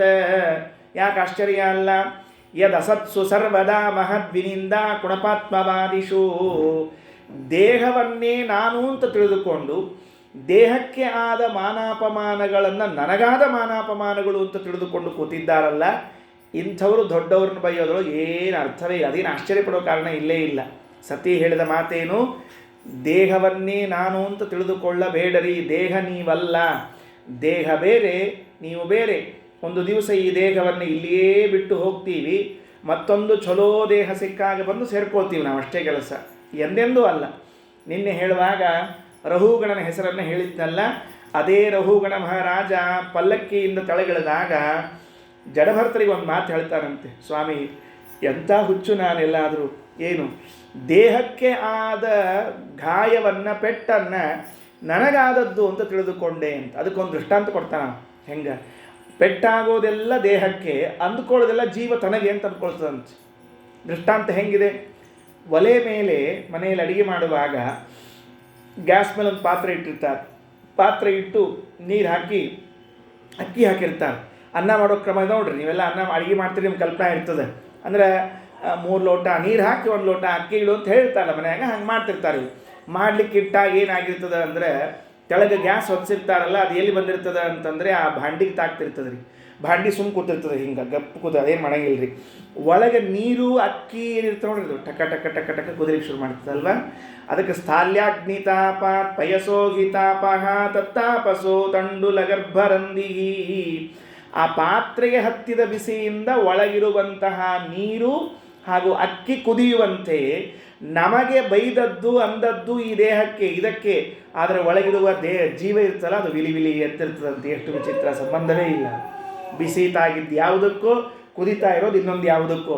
ಅದು ಒಂದೇ ದೇಹದಲ್ಲಿ ವಾಸ ಮಾಡಿದ್ದಕ್ಕೆ, ಅರ್ಥಾತ್ ಆ ದೇಹಕ್ಕೆ ಅಂದೀವಿ, ನಾವು ಅಲ್ಲೇ ಇದ್ದೀವಿ ಅನ್ನೋದಕ್ಕೆ ನಮಗೆ ಅಂದದ್ದು ಅನ್ನುವಂತಹ ಬುದ್ಧಿ ಬರ್ತದಂತೆ. ಅದಕ್ಕೆ ಹೇಳಿದರು, ನಾಶ್ಚರ್ಯಮೇತತ ಸತೀದೇವಿ ಅಂತಾಳೆ, ಇದೇನು ದೊಡ್ಡ ಆಶ್ಚರ್ಯವೇ ಅಲ್ಲ. ಯದ್ ಅಸತ್ಸು ಸರ್ವದ, ದುಷ್ಟರಿಗೆ ಗುಣಪಾತ್ಮವಾದಿಷು ಅಸತ್ಸು. ದೇಹವನ್ನೇ ಅಂದರೆ ಈಗ ಬಹಳ ಚೆನ್ನಾಗಿದೆ ರೀ, ಸತೀದೇವಿ ಹೇಳುವಾಗ ದೇಹವನ್ನು ಆತ್ಮ ಅನ್ನಂಗಿಲ್ಲ, ಗುಣಪಾತ್ಮವಾದಿಷು ಅಂತ. ಶವವನ್ನೇ ನಾನು ಅಂತ ಅಂದ್ಕೊಂಡು ಕೂತಿರ್ತೀವಂತೆ. ಕುಣಪ ಅಂದರೆ ಹೆಣ, ಆ ಹೆಣವನ್ನೇ ನಾವು ಅಂದ್ಕೊಂಡಿರ್ತೀವಿ. ಯಾಕೆ? ಪ್ರಾಣ ಬಿಟ್ಟು ಹೋದ ಮುಂದಿನ ಕ್ಷಣಕ್ಕೆ ಆ ದೇಹವನ್ನು ಯಾರೂ ಮಾತಾಡಿಸೋದಿಲ್ಲ, ಎಷ್ಟು ಪ್ರಿಯವಾಗಿರಲಿ. ನಮಗೆ ತಂದೆ ತಾಯಿ ಗಂಡ ಹೆಂಡತಿ ಮಕ್ಕಳು ಏನೇ ಎಷ್ಟೇ ಪ್ರೀತಿಯ ವಸ್ತು ಆಗಿದ್ರೂ ಕೂಡ ಉಸಿರಾಟ ನಿಂತ ಮುಂದಿನ ಕ್ಷಣಕ್ಕೆ ಅದನ್ನು ಬಾಡಿ ಎತ್ರಪ ಅಂತಾರೆ ಹೊರತಾಗಿ ಬೇರೆ ಏನು ಶಬ್ದ ಆಡುವುದೇ ಇಲ್ಲರಿ. ಹಾಗಾಗಿ ಇಂತಹ ದೇಹದ ಮೇಲೂ ನಾನೇ ಅಂತನ್ನುವ ಅಭಿಮಾನವನ್ನು ಮಾಡಿಕೊಂಡು ಕೂತಿರುವ ನಿಮಗೆ ಸಹಜ, ಬೈಯೋದು ಸಹಜ. ಶೇರ್ಷಾ ಮಹಾಪುರುಷ ಪಾದ ಪಾಂಸುವಿಹಿ ನಿರಸ್ತ ತೇಜಸ್ಸು ತದೇವ ಶೋಭನ. ಹೌದು, ಯಾಕೆ ಮತ್ತೆ ದೊಡ್ಡವರು ಬೈತಾರೆ ಅಂದರೆ, ಅವರ ತೇಜಸ್ಸಿನ ಮುಂದೆ ನಿಮ್ಮ ತೇಜಸ್ಸು ಮಂಕಾಗಿರ್ತದೆ. ಯಾವಾಗಲೂ ನೆನಪಿಟ್ಟುಕೊಳ್ಳ್ರಿ, ನಾವು ಇನ್ನೊಬ್ಬನಿಗೆ ಬೈತಿದ್ದೀವಿ ಅಂದರೆ ಅವನ ಮುಂದೆ ನಾನು ಸಣ್ಣವನಾಗಿದ್ದೀನಿ ಅನ್ನೋದಕ್ಕೆ ಬೈತಿದ್ದೀನಿ, ಇಲ್ಲೇ ಬೈಲಿಕ್ಕೆ ಹೋಗೋದಿಲ್ಲ. ಇನ್ನೊಬ್ಬರ ಮೇಲೆ ಹೊಟ್ಟೆ ಉರ್ಕೊಳ್ತಿದ್ದೀನಿ ಅಂದರೆ ಅವನು ನನಗಿಂತ ದೊಡ್ಡವನಿದ್ದಾನೆ, ನಾನು ಚಿಕ್ಕವನಿದ್ದೀನಿ ಅನ್ನೋ ಬುದ್ಧಿ ಬಂದದ್ದಕ್ಕೇ ಬೈತಿದ್ದ. ಅದಕ್ಕೆ ಯಾರಾದರೂ ನಮಗೆ ಬೈತಿದ್ರೆ ಅರ್ಥ ಮಾಡ್ಕೋಬೇಕು, ಅಡ್ಡಿ ಇಲ್ಲ, ನಾವು ಅವನಕ್ಕಿಂತ ದೊಡ್ಡವರಾಗೀವಿ ಅಂತ. ದೊಡ್ಡವರಾದದ್ದಕ್ಕೆ ಅವನು ಬೈಲಿಕ್ಕೆ ತಾನು, ಇಲ್ಲೇ ಯಾಕೆ ಬೈತಿದ್ದೆ, ಸುಮ್ಮನೆ ಬೈತಿದ್ದೆ ನಾವೇನ್ರ.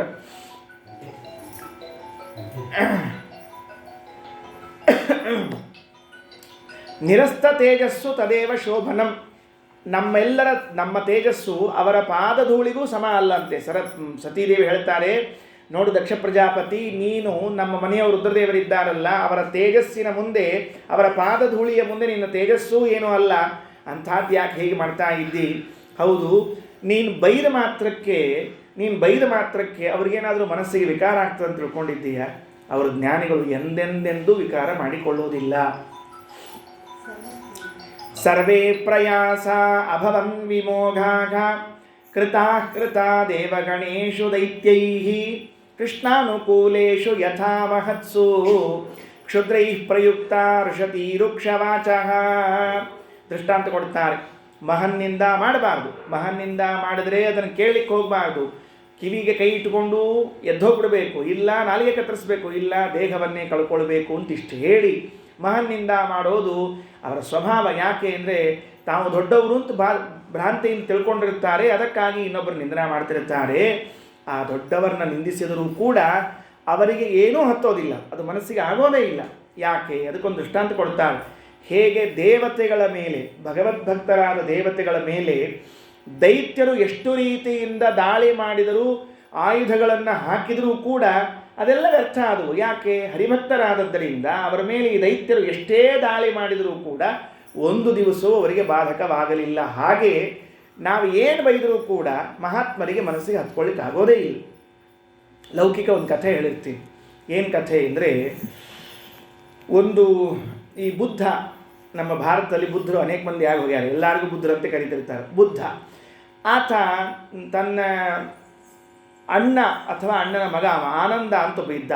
ಆ ಆನಂದನ ಜೊತೆಗೆ ಬುದ್ಧ ಯಾವಾಗಲೂ ಸಂಚಾರ ಮಾಡ್ತಾ ಇದ್ದ. ಹೋಗ್ತಾ ಇರುವಾಗ ಒಂದು ಊರಿನಲ್ಲಿ ಊರು ಪ್ರವೇಶ ಮಾಡೋದಕ್ಕೇನೆ ಒಬ್ಬ ಶ್ರೀಮಂತ ಸೇಟು ಇದ್ದ. ಬಂದ, ಬುದ್ಧನ ನೋಡ್ದ, ಬಾಯಿ ಬಂದಂಗೆ ಬೈದರಿ, ಬೈ ಬೈ ಬೈ ಬೈ ಬೈದವ. ಎಷ್ಟೊತ್ತು ಬೈದರಿ? ಅರ್ಧ ಗಂಟೆ ಅಷ್ಟೊತ್ತು ಬೈದ. ಒಂದು ರಿಯಾಕ್ಟ್ ಮಾಡಲಿಲ್ಲ ರೀ ಬುದ್ಧ, ಒಂದಾನೊಂದು ರಿಯಾಕ್ಟ್ ಮಾಡಲಿಲ್ಲ, ಸುಮ್ಮನೆ ಕೂತಿದ್ದ. ಬೈದದ್ದಕ್ಕೆ ಒಂದು ಮಾತಾದರೂ, ಅಲ್ಲಪ್ಪ ಪಾಪ ಯಾಕೆ ಬೈತಿದ್ದೀಯೋ ಅಂತಾದರೂ ಕೇಳಬೇಕೋ ಇಲ್ಲೋ, ಸರಿ ತಿರುಗಿ ಅನ್ನೋದು ಬೇಡ, ಹೊಡೆಯೋದು ಬೇಡ, ಬಡಿಯೋದು ಬೇಡ, ಯಾಕೆ ಬೈಲಿಕ್ಕೆ ತಿಂದರೆ ಕೇಳಬೇಡ. ಸುಮ್ಮನೆ ಕೂತಿದ್ದಾರೆ, ಸುಮ್ಮನೆ ಗಪ್ಪ ಕೂತ್ಬಿಟ್ಟು ಅವ ಅರ್ಧ ತಾಸು ಬೈದು ಎದ್ದು ಹೋಗ್ಬಿಟ್ಟ. ಅವ ಬಾಜುಕ್ ಆನಂದ ಅಂತ ಕೂತಿದ್ರೆ ಅವ್ನು ನೋಡಿದ, ಅವ್ನಿಗೆ ಇಷ್ಟು ಸಿಟ್ಟು ಬಂದು ಹೋಗಿತ್ರಿ. ಹೇಳ್ತೀನಿ ಎಲ್ಲರ, ಅವನು ಬುದ್ಧಗೆ ಬೈದರಿ ಮೊದಲು. ಈ ತಲೆಯದಿಂದ ನಿನಗೆ ಇಷ್ಟೊತ್ತು ಅವನು ಬೈಲಿಕತ್ತಿದ್ದ, ಅಷ್ಟು ಬೈಲಿಕತ್ತಾಗ ಒಂದರ ಒಂದು ಮಾತಾಡಬೇಕು ಬೇಡ ನೀನು, ಯಾಕೆ ಆಗಲಿಲ್ಲ ಅಂತ ಕೇಳಿದ. ಅದಕ್ಕೆ ಆ ಬುದ್ಧ ಹೇಳಿದ, ನೋಡು, ಈ ಊರಿಗೆ ಪ್ರವೇಶ ಮಾಡಿದಾಗ ಮೊದಲಿಗೆ ಒಂದಿಬ್ಬರು ಬಂದಿದ್ದರು, ಇಬ್ಬರು ಮೂರನೇ ನಾವು ಬಂದದ್ದು, ನಾ ಹೆಂಗೆ ನಡ್ಕೊಂಡಿನಿ ನೋಡ್ಬೇಕೋ ಬೇಡ ನೀನು ಅಂತ ಕೇಳಿದ. ಏನು ನಡ್ಕೊಂಡು? ಮೊದಲಿಗೆ ಒಂದಿಷ್ಟು ಜನ ಬಂದಿದ್ರಂತೆ, ಅವರು ತಟ್ಟೆ ತುಂಬ ಹಣ್ಣು, ಆಮೇಲೆ ಕಾಯಿ ಮತ್ತು ಇನ್ನೇನೋ ತಂದಿದ್ರು, ತಿನ್ನೋ ವಸ್ತುಗಳನ್ನು ತಂದಿದ್ರು. ಬುದ್ಧನಿಗೆ ತಗೋ ಅಂತ ಕೊಟ್ಟರು. ಕೊಟ್ಟಾಗ ಬುದ್ಧ ಏನಂದ, ನನಗೆ ಬೇಡ ಅಂತಂದ.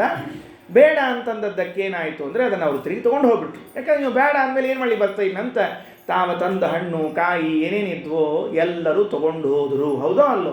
ಹೌದು ಹೌದು ಬುದ್ಧ, ನಾನು ನೋಡಿದೆ ಎಂದ.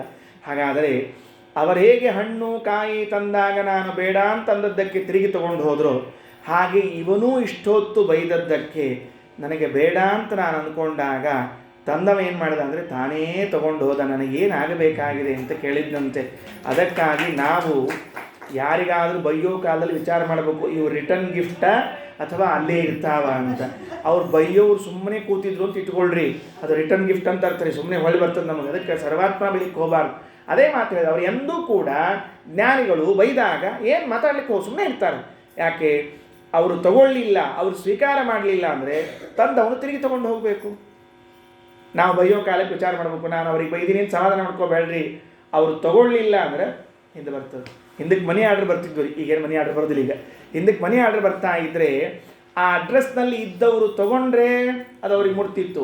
ಒಂದು ವೇಳೆ ಆ ಅಡ್ರೆಸ್ನಲ್ಲಿ ಯಾರು ಇದ್ದಿದ್ದಿಲ್ಲ ಅಂದರೆ ಮನಿ ಆರ್ಡ್ರ್ ತಿರುಗಿ ಹೋಗ್ಬಿಡ್ತಿತ್ತು, ಅಷ್ಟೇ ಕೆಲಸ. ಹಂಗಾಗ್ತದೆ. ಅದಕ್ಕೆ ಜ್ಞಾನಿಗಳಿಗೆ ಏನಾಗೋದಿಲ್ಲ ಅನ್ನುವಂತಹ ಮಾತು ಹೇಳ್ತಾರೆ. ನಿಮಗೆ ಯಾಕೆ ಈ ಬುದ್ಧಿ ಬರ್ತದೆ?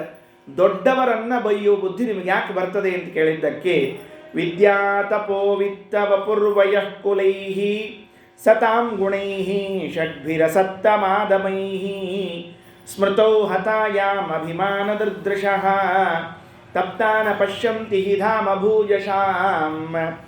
ವಿದ್ಯಾ, ತಪಸ್ಸು, ವಿತ್ತ, ವಪು, ವಯ, ಕುಲ, 6 ನೋಡ್ರಿ. ಇವ 6ರಿಂದ ನಿನ್ನೆ ಹೇಳಿದೆ ಮದ ಬರ್ತದೆ ಅಂತ ತಿಳಿದುಕೊಂಡು, ಈ 6ರಿಂದ ಇದು ಸಜ್ಜನರಿಗೂ ಬರ್ತದೆ, ದುರ್ಜನರಿಗೂ ಬರ್ತದೆ. ಬಂದಾಗ ಏನಾಗ್ತದೆ ಅಂತ ತಿಳಿಸ್ತಾರೆ. ವಿದ್ಯಾ, ತಪಸ್ಸು, ವಿತ್ತ, ವಪು, ವಯ, ಕುಲ. ಒಳ್ಳೆ ದೇಹ ಇತ್ತು ಅಂತ ಇಟ್ಕೊಳ್ರಿ ಸಜ್ಜನರಿಗೆ. ಆ ದೇಹವನ್ನು ಅವರೇನು ಮಾಡ್ತಾರೆ ಅಂದರೆ ಯಾವುದಾದ್ರೂ ಜ್ಞಾನಕ್ಕೆ ಸೇವೆಗೆ ಉಪಯೋಗಿಸ್ಕೊಳ್ತಾರೆ. ಸಮಾಜ ಸೇವೆಗೋ, ದೀನರಿಗೋ, ದಲಿತರಿಗೋ, ಯಾರಿಗೆ ಸಹಾಯಕ್ಕೆ ಬೇಕೋ ಅದನ್ನು ಅವರು ತಮ್ಮ ದೇಹದಿಂದ ಅದನ್ನು ಮಾಡಿಕೊಡ್ತಾರೆ. ಅದೇ ದುಷ್ಟರು ಇದ್ರು ಅಂತ ಇಟ್ಕೊಳ್ರಿ, ದೇಹ ಬಂದರೆ ಒಳ್ಳೆ ದೇಹ ಇತ್ತು ಅಂತ ಇಟ್ಕೊಂಡಿದ್ರೆ ಅವ್ರೇನು ಮಾಡ್ತಾರೆ ಅಂತ ಕೇಳಿದ್ರೆ ಯಾರಿಗಾದರೂ ಹೊಡಿಲಿಕ್ಕೋ ಬಡಿಲಿಕ್ಕೋ ಹಿಂಸಿಸ್ಲಿಕ್ಕೋ ಉಪಯೋಗಿಸ್ಕೊಳ್ತಾರೆ. ಒಳ್ಳೆ ದಷ್ಟಪುಷ್ಟವಾದ ದೇಹ, ಆರೋಗ್ಯಭರಿತವಾದ ದೇಹ ಇದ್ದರೆ ದುರ್ಜನರು ಹಾಗೆ ಉಪಯೋಗಿಸ್ಕೊಳ್ತಾರೆ, ಸಜ್ಜನರು ಹೀಗೆ ಉಪಯೋಗಿಸ್ಕೊಳ್ತಾರೆ. ಅದರಿಂದ ವ್ಯತ್ಯಾಸ. ವಿದ್ಯಾ, ಅಕ್ಷರ ಇತ್ತು ಅಂತ ಇಟ್ಕೊಳ್ರಿ, ಸಾತ್ವಿಕರಿಗೆ ಅಕ್ಷರ ಇದ್ದರೆ 4 ಜನರಿಗೆ ಉಪಯೋಗ ಆಗಲಿ ಅಂತ ಲೋಕದಲ್ಲಿ ಹೇಳ್ಕೊಡ್ತಾರಂತೆ. ನಾನೆಲ್ಲೋ ಒಂದು ಕಡೆಗೆ ಓದಿದ್ದು, ಒಬ್ಬ ಶಾಲೆಯಲ್ಲಿ ಶಿಕ್ಷಕನಿದ್ದರು, ಮೇಷ್ಟ್ರು ಕಲಿಸ್ತಾ ಇದ್ದರು, ರಿಟೈರ್ಡ್ ಆದಮೇಲೆ ಅವ್ರಿಗೆ ಏನಾಯಿತು ಅಂತಂದರೆ, ಇನ್ನು ಮುಂದೆ ಮುಗೀತಲ್ಲ, ಈ ಪಿಂಚಣಿ ಬರ್ತದೆ, ಮನ್ಯಾಗ ಕೂತಿರೋದು, ಇನ್ನೇನು ಕೆಲಸ ಮನ್ಯಾಗ. ಈ ಪಿಂಚಣಿ ಬಂದಮೇಲೆ ಮನ್ಯಾಗ ಕೊಡಬಾರ್ದು, ಭಾಳ ಡೇಂಜರ್ ರೀ ಅದು. ಯಾಕಂದ್ರೆ ಮನೆಯಾಗಿದ್ದವರೆಲ್ಲ ಅವ್ರು ವೇಸ್ಟ್ ಫೆಲೋ ಅಂತ ನೋಡ್ತಿರ್ತಾರೆ. ಯಾವಾಗ ದುಡಿತಿರ್ತಾನೆ ಅವಾಗಷ್ಟ ಅವ್ನು ಬೆಸ್ಟ್ ಫೆಲೋ, ದುಡಿಯೋದು ಮುಗೀತು ಅಂದರೆ ವೇಸ್ಟ್ ಫೆಲೋ. ಅದಕ್ಕೆ ಅವ್ರು ವಿಚಾರ ಮಾಡಿದರು, ಸುಮ್ಮನೆ ಇದು ಪಿಂಚಣಿ ಬಂದ ಮೇಲೆ ನಾವು ಕೊಡೋರಿಗೆ ಅರ್ಥ ಇಲ್ಲ ಅಂತ ಹೇಳಿ ಆ ಓಣಿಯಲ್ಲಿ ಯಾವ್ಯಾವ ಮಕ್ಕಳು ಸ್ಕೂಲಿಗೆ ಹೋಗ್ತಿರ್ಲಿಲ್ವಲ್ಲ, ಯಾಕಂದರೆ ಆಗ್ತಿರ್ಲಿಲ್ಲ ಪಾಪ, ಏನೇನೋ ಅನಾನುಕೂಲ ಇತ್ತು, ಅವ್ರನ್ನೆಲ್ಲ ಗೊಳೆ ಹಾಕಿದ್ರಂತೆ, ಒಂದು ಕಡೆ ಕೂಡಿಸಿ ತಮ್ಮ ಮನೆ ಕಟ್ಟಿ ಮೇಲೇ ಒಂದು ಸ್ಕೂಲ್ ಶುರು ಮಾಡಿದ್ರಂತೆ. ಮತ್ತೆ ಸ್ಕೂಲ್ ಶುರು ಮಾಡಿ ಏನು ಅಂದರೆ ತಾವೇನು ಕಲ್ತಿದ್ರು, ಹೆಂಗೂ ಮಾಸ್ತರೇ ಇದ್ದರು, ಶಿಕ್ಷಕರಿದ್ದರು, ಆ ಮಕ್ಕಳಿಗೆಲ್ಲ ನಿತ್ಯ ಇಷ್ಟಿಷ್ಟು ಹೇಳಿ ಒಂದು ಹಂತಕ್ಕೆ ತೊಗೊಂಡು ಬಂದ್ರಂತೆ. ನೋಡ್ರಿ, ವಿದ್ಯೆ ಇದ್ದರೆ ಹಿಂಗೂ ಉಪಯೋಗ ಮಾಡ್ಲಿಕ್ಕೆ ಬರ್ತದೆ, ಅದನ್ನು ನೀವು ಇದ್ರೆ ಉಪಯೋಗ ಮಾಡೋದು ಒಳ್ಳೆ ಕೆಲಸ. ಅದಕ್ಕೆ ಒಂದು ಮಾತಿದ್ರಿ, ಸಾಕ್ಷರ ವಿಪರೀತಶ್ಚೇತ್ ರಾಕ್ಷಸ ಏವ ಕೇವಲಂ ಅಂತ ಒಂದು ಸಂಸ್ಕೃತ ಗಾದಿ ಮಾತ್ರಿ. ಸಾಕ್ಷರ ಅಂತ ಒಂದು ಶಬ್ದದ, ಸಾಕ್ಷರ ಅಂದರೆ ಏನು, ಅಕ್ಷರ ಉಳ್ಳವರು ಅಂತ. ಅವರೇನಾದರೂ ದುರ್ಬುದ್ಧಿಗೆ ಒಳಗಾದರೆ ಆ ಸಾಕ್ಷರ ಎಂಬ ಅಕ್ಷರವನ್ನು ತಿರುಗಿ ಹೇಳ್ರಿ, ಸಾಕ್ಷರ ರಾಕ್ಷಸ ಏವ ಕೇವಲ, ಮುಗಿದು ಹೋದ ಕೆಲಸ. ಅದಕ್ಕೂ ಎಂದೂ ಅಂಥವ್ರ ಕೈಯಾಗ ವಿದ್ಯೆ ಸಿಗಬಾರ್ದು. ಅದಕ್ಕೆ ಮತ್ತು ಯಾಕೆ ಒದ್ದಾಡೋದು ಅಂದ್ರೆ, ಟೆರರಿಸ್ಟ್ ಕೈಯಾಗ ಬಾಂಬ್ ಮಾಡೋ ಇದು ಏನದು ಸೂತ್ರಗಳು ಇವೆಲ್ಲ ಸಿಗಬಾರ್ದು ಅಂತ ಯಾಕೆ ಅನ್ನೋದು ಅಂದರೆ ಹಿಂಗೆ ಹಾಳು ಮಾಡಿ ಹಾಕ್ತಾರೆ ಅವರು.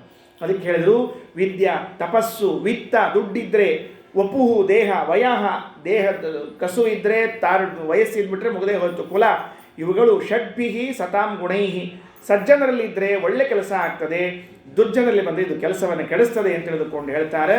ಅದಕ್ಕೆ ನಿಮ್ಮಂಥವ್ರದ್ದು ಏನು ತಪ್ಪಲ್ಲ, ನೀನು ಹಿಂಗೆ ಇದ್ದಿ, ನಿಂದನವನ್ನೇ ಮಾಡ್ತಿದ್ದಿ ಅಂತ ತಿಳಿದುಕೊಂಡು ಅಪ್ಪನಿಗೆ ಹೇಳ್ತಾ ಇದ್ದಾಳೆ. ಮುಂದೆ ಆ ಪ್ರಸಂಗ ಒಂದು ಮಾತಿದೆ ರೀ, ಬಹಳ ಚೆನ್ನಾಗಿದೆ ಆ ಮಾತು. ಅವಳು ಅಷ್ಟೆಲ್ಲ ಬೈದ್ಲಲ್ಲ, ಅಪ್ಪನಿಗೆ ಹೇಳಿದ್ದಲ್ಲ, ನೀನು ಮಾಡ್ತಾ ಇರೋದು ತಪ್ಪು ಅಂತ ತಿಳ್ಕೊಂಡು ಹೇಳಿ ಒಂದು ಮಾತಂತಾಳೆ. ಯದ್ಯಕ್ಷರಂ ನಾಮ ಗಿರೇರಿ ತಂದ್ರಣಾಂ ಸಕೃತ್ ಪ್ರಸಂಗಾದ ಅಗಮಾಶು ಹಂತಿಯತ್. ಯಾರಿಗೆ ನಿಂದನ ಮಾಡ್ತಾ ಇದ್ದಿ ಗೊತ್ತಾ ನೀನು? ವೃದ್ಧದೇವರಿಗೆ ನಿಂದನ ಮಾಡ್ತಾ ಇದ್ದಿ. ಎಂಥವರವರು? ಎರಡೇ ಎರಡು ಅಕ್ಷರ, ಶಿವ ಶಿವ ಅನ್ನುವ ಎರಡು ಅಕ್ಷರ. ಯಾವುದನ್ನು ಬಾಯಲ್ಲಿ ಆಡಿದರೆ ನಮ್ಮೆಲ್ಲ ಪಾಪಗಳು ಪರಿಹಾರ ಆಗ್ತದೋ, ಸಕೃತ್ ಪ್ರಸಂಗಾತ್, ಒಂದು ಸರ್ತಿ ಬಾಯಿ ತುಂಬ ನಮಃ ಶಿವಾಯ ಅಂತ ಹೇಳಿದ್ರೆ ನಮ್ಮ ಪಾಪಗಳೆಲ್ಲ ಪರಿಹಾರ ಆಗ್ತದೋ ಅಂಥ ಶಿವನಿಗೆ ನೀನು ನಿಂದನ ಮಾಡ್ತಾ ಇದ್ದೀಯಲ್ಲ ಅಂತ ಹೇಳಿ ದೇಹವನ್ನೇ ತ್ಯಾಗ ಮಾಡಿಲ್ಲಂತೆ. ನೋಡ್ರಿ ಆ ಹೆಣ್ಮಗಳು. ಯಾಕೆ? ಯಾವ ಕಿವಿಗಳಿಂದ, ಯಾವ ದೇಹದಿಂದ ನಾನು ಮಹತ್ವರ ನಿಂದನವನ್ನು ಕೇಳಿದ್ದೀನೋ ಆ ದೇಹ ಉಳಿಬಾರ್ದು ಅಂತ. ಎಷ್ಟು ಚೆನ್ನಾಗಿದೆ ಭಾಗವತ ಹೇಳುವಾಗ ಅಂದರೆ, ಅವಳು ಬರ್ತಾಳೆ, ಆ ಅಪ್ಪ ಯಜ್ಞ ಮಾಡುವ ಒಂದು ಸ್ಥಳ ಇರ್ತದಲ್ಲ, ಅಲ್ಲಿ ಬಂದು ಕೂತ್ಕೊಂಡು ಆಚಮನ ಮಾಡ್ತಾಳಂತೆ. ಕೇಶವ ನಾರಾಯಣ ಮಾಧವ ಅಂತ ಆಚಮನವನ್ನು ಮಾಡಿ ಸೀರೆ ಸೆರಗನ್ನು ತಲೆ ಮೇಲೆ ಹಾಕ್ಕೊಂಡು ಇಲ್ಲಿವರೆಗೆ ತರ್ತಾಳಂತೆ. ಸೆರಗನ್ನು ಇಲ್ಲಿವರೆಗೆ ತಂದು ದೇಹದಲ್ಲಿ ಪ್ರಾಣಾಪಾನ ವ್ಯಾನೋದಾನಗಳೆಂಬ ಪಂಚಪ್ರಾಣಗಳಲ್ಲಿ ವೈಶ್ವಾನರ ಅಗ್ನಿಗೆ ಅದಕ್ಕೆ ಸಂಬಂಧ ಮಾಡಿಸ್ತಾಳಂತೆ. ಮಾಡಿಸಿ ಒಳಗೆ ದೇಹವನ್ನು ಅಗ್ನಿಯನ್ನು ಉತ್ಪಾದನೆ ಮಾಡಿ ದೇಹವನ್ನು ಸುಟ್ಟು ಬೂದಿ ಮಾಡಿಬಿಡ್ತಾಳಂತೆ. ಅಪ್ಪನಿಗೆ ಮತ್ತೆ ನಾನು ಸತ್ತ ಮೇಲೆ ಅವನ ಕಡೆಯಿಂದ ಶವದ ಸಂಸ್ಕಾರವೂ ಆಗುವುದು ಬೇಡ ಅಂತ. ಯಾಕೆಂದರೆ ಮಹಾತ್ಮರನ್ನು ನಿಂದಿಸಿದ ತಂದೆಯೂ ಕೂಡ ನನ್ನ ದಹನವನ್ನು ಮಾಡುವುದು ಬೇಡ ಅಂತ ತಾನೇ ಮಾಡ್ತಾಳಂತೆ. ಅದಕ್ಕೆ ಮುಂದೆ ಅಪ್ಪ ಒಂದು ಮಾತು ಕೇಳ್ತಾನೆ. ಏನು ಕೇಳ್ತಾನೆ ಅಪ್ಪ ಒಂದು ಮಾತು ಅಂತಂದರೆ, ಇಲ್ಲ ಬೈದದ್ದು ನಾನಿದ್ದರೆ ನೀನು ಯಾಕೆ ಸಾಯ್ತಾ ಇದ್ದಿ ಅಂತ ಕೇಳಿದ್ರು. ಆಗ ಸತಿ ಹೇಳ್ತಾಳೆ, ಏನಿಲ್ಲ, ನಾನು ಇಲ್ಲಿಂದ ಕಾರ್ಯಕ್ರಮ ಮುಗಿಸ್ಕೊಂಡು ಮನೆಗೆ ಹೋಗ್ತೀನಿ. ಮನೆಗೆ ಹೋದಾಗ ನಾನು ನನ್ನ ಗಂಡ ಮಾತಾಡ್ತಾ ಕೂತಿದ್ರೆ ಸಹಜವಾಗಿ ಗಂಡ ಹೆಂಡತಿಯರು ಏಕಾಂತದಲ್ಲಿ ಕುಳಿತಾಗ ಹೆಂಡತಿಯನ್ನು ಮುದ್ದಾದ ಹೆಸರಿನಿಂದ ಕರಿತಿರ್ತಾರೆ. ಅವ್ರಿಗೆ ಯಾವುದು ಬೇಕೋ ಆ ಫೇವರೆಟ್ ಹೆಸರಿನಿಂದ ಕರಿತಿರ್ತಾರೆ. ಈಗ ನನ್ನ ಗಂಡ ನನ್ನನ್ನು ಯಾವ ಹೆಸರಿನಿಂದ ಕರಿತಿದ್ದ ಇಷ್ಟು ದಿವಸ ಅಂದರೆ ದಾಕ್ಷಾಯಣಿ ಅಂತ ಕರಿತಿದ್ದಂತೆ. ದಕ್ಷನ ಮಗಳು ನೀನು ಅಂತ ಕರಿತಿದ್ದ. ನಾನು ಈಗ ಇಲ್ಲಿಂದ ಅಪಮಾನ ಮಾಡಿಸಿಕೊಂಡು ಅವನಿಗೆ ಅಪಮಾನ ಆದದ್ದನ್ನು ಕೇಳಿ ಹೋಗಿ ಮನೆಗೆ ಕೂತಾಗ ಅವನು ದಾಕ್ಷಾಯಣಿ ಅಂತ ಬಾಯಿಯಿಂದ ಅಂದರೆ ನಿನ್ನ ನೆನಪು ಬರ್ತದೆ ಅವನಿಗೆ. ನಿನ್ನ ಮಗಳು ಅಂತ ನಾನು ನೆನಪಿಗೆ ಬಂದರೆ ಅವನಿಗೆ ದುಃಖಕ್ಕೆ ಕಾರಣ ಆಗ್ತದೆ.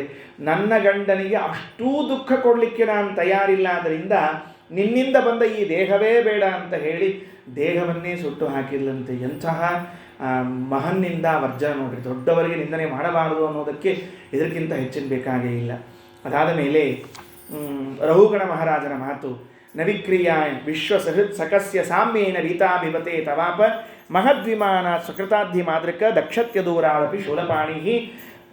ರಹುಗಣ ಮಹಾರಾಜ ಜಡಭರ್ತರಿಗೆ ಮಾತಾಡ್ತಾ ಹೇಳ್ತಾನೆ, ನಾನು ನಿಜವಾಗ್ಲೂ ನಾಹಂ ವಿಶಂಕೆ, ಯಾರಿಗೂ ಹೆದರ್ಕೊಳ್ಳೋದಿಲ್ಲ. ಮನ್ನೇ ಭೃಶಂ ಬ್ರಹ್ಮಕುಲ ಅವಮಾನಾತ್, ಈ ನಿಮ್ಮ ಬ್ರಾಹ್ಮಣರಿಗೆ ಅಪಮಾನ ಆದದ್ದಾದರೆ ತಡ್ಕೊಳ್ಳಿಕ್ಕೆ ಆಗೋದಿಲ್ಲ ಅಂತ ಹೇಳಿ ಈ ಮಹನ್ನಿಂದ ವರ್ಜನ ಪ್ರಕರಣದ ಕೊನೆಯ ಶ್ಲೋಕವನ್ನು ಹೇಳಿ ಮುಗಿಸ್ತಾರೆ. ಅವರೆಲ್ಲೇ ಇರಲಿ, ಆ ಜ್ಞಾನಿಗಳು ಯಾವುದೇ ವಯಸ್ಸಿನಲ್ಲಿರಬಹುದು, ಯಾವುದೇ ಅವಸ್ಥೆಯಲ್ಲಿರಬಹುದು, ಅವರೆಲ್ಲರಿಗೂ ನಮ್ಮ ನಮಸ್ಕಾರ. ನಮೋ ಮಹದ್ಭ್ಯೋಸ್ತು ನಮಃ ಶಿಶುಭ್ಯೋ ನಮೋ ಯುವಭ್ಯೋ ನಮ ಆವಟುಭ್ಯಃ ಯೇ ಬ್ರಾಹ್ಮಣಾಗಾಂ ಅವಧೂತಲಿಂಗಾಃ ಚರಂತಿ ತೇಭ್ಯಃ ಶಿವಮಸ್ತು ರಾಜ್ಞಾಂ. ನೋಡ್ರಿ, ನಮೋ ಮಹದ್ಭ್ಯಃ, ಆ ಜ್ಞಾನಿಗಳಾದವರು ವಯಸ್ಸಿನಿಂದ ದೊಡ್ಡವರಾಗಿರಬಹುದು, ಅವರಿಗೂ ನಮಸ್ಕಾರ. ನಮಃ ಶಿಶುಭ್ಯಃ, ಆ ಜ್ಞಾನಿಗಳಾದವರು ಶಿಶು ಅವಸ್ಥೆಯಲ್ಲಿ ಇರಲಿ, ಅವರು ಚಿಕ್ಕವರೇ ಇರಲಿ, ಅವರಿಗೂ ನಮ್ಮ ನಮಸ್ಕಾರ. ಜ್ಞಾನಿಗಳಿಗೆ ನಾವೇನು ಮಾಡಿಬಿಡ್ತೀವಿ ರೀ, ಸಣ್ಣವರಿದ್ದರೆ ಅವರಿಗೆ ನಮಸ್ಕಾರ ಮಾಡೋದು ಹೆಂಗೆ ಅಂತ ಕೂತಿರ್ತೀವಿ ರೀ. ಹಂಗಿಲ್ರಿ, ಅವ್ರು ಸಣ್ಣವರಿರಲಿ ದೊಡ್ಡವರಿರಲಿ ಮಾಡಲೇಬೇಕು. ಅಷ್ಟಾವಕ್ರರು ಅಂತ ಒಬ್ಬರು ಋಷಿಗಳಿರ್ತಾರೆ. ಮಹಾಭಾರತದ ವನಪರ್ವದಲ್ಲಿ ಕಥೆ ಬರ್ತದೆ. ಅಷ್ಟಾವಕ್ರರು ಅಂತ ಅವರ ತಂದೆಯೇ ಅವರಿಗೆ ಶಾಪ ಕೊಟ್ಟಿರ್ತಾರೆ, ನಿನ್ನ ದೇಹದಲ್ಲಿ 8 ಭಾಗ ಸೊಟ್ಟಾಗಲಿ ಅಂತ ತಿಳ್ಕೊಂಡು. ಅದೊಂದು ಕಥೆ ಇರಲಿ. ಅವರು ಅಷ್ಟಾವಕ್ರ ತಂದೆ ಕಹೋಳ, ಅವ್ರು ಕೂತಿದ್ರು ಮನೆಯಲ್ಲಿ ವೇದಾಂತ ಕೂತಿದ್ದಾರೆ. ಈ ಅಷ್ಟಾವಕ್ರರು ತನ್ನ ತಾಯಿ ಗರ್ಭದಲ್ಲಿ ಕೂತಿರುವಾಗ ಅಪ್ಪ ಅನ್ನುವ ವೇದದಲ್ಲಿ 8 ಕಡೆಗೆ ಮಿಸ್ಟೇಕ್ ಹುಡುಕಿದ್ರಂಥವ್ರು. ಗರ್ಭದಲ್ಲಿ ಇದ್ದಾಗಲೇ ಅವರೆಂಥ ಜಾಂಡಿರ್ಬೇಕು ನೋಡ್ರಿ. ಅಪ್ಪ 8 ಕಡೆ ತಪ್ಪಂದಿ ಅಂತ ಕೂಸು ಒಳಗಿಂದ ಮಾತಾಡ್ತಂತ. ಸಿಟ್ಟು ಬರಬೇಡ ಅಪ್ಪಗೆ, ಅಪ್ಪ ತಪ್ಪಂದ್ರು ಸರಿ ಅಂದಂತ ಗುಣ ಹಾಕ್ಬೇಕ್ರಿ. ಅಂಥದ್ದು ತಪ್ಪದ ಅಂತ ಹೇಳಿದ್ರೆ 8 ಕಡೆ ತಪ್ಪು ಹುಡುಕಿದ್ದಕ್ಕೆ ನಿನ್ನ ದೇಹ 8 ಕಡೆ ಸೊಟ್ಟಾಗಲಿ ಅಂತ ಶಾಪ ಹಾಕಿಬಿಟ್ರಿ. ಕಾಲೆರಡು ಹಿಂಗೆ, ಕೈ ಎರಡು ಹಿಂಗೆ, ಎಲ್ಲ ಹಿಂಗೆ ಸೊಟ್ಟಾಗೋದು.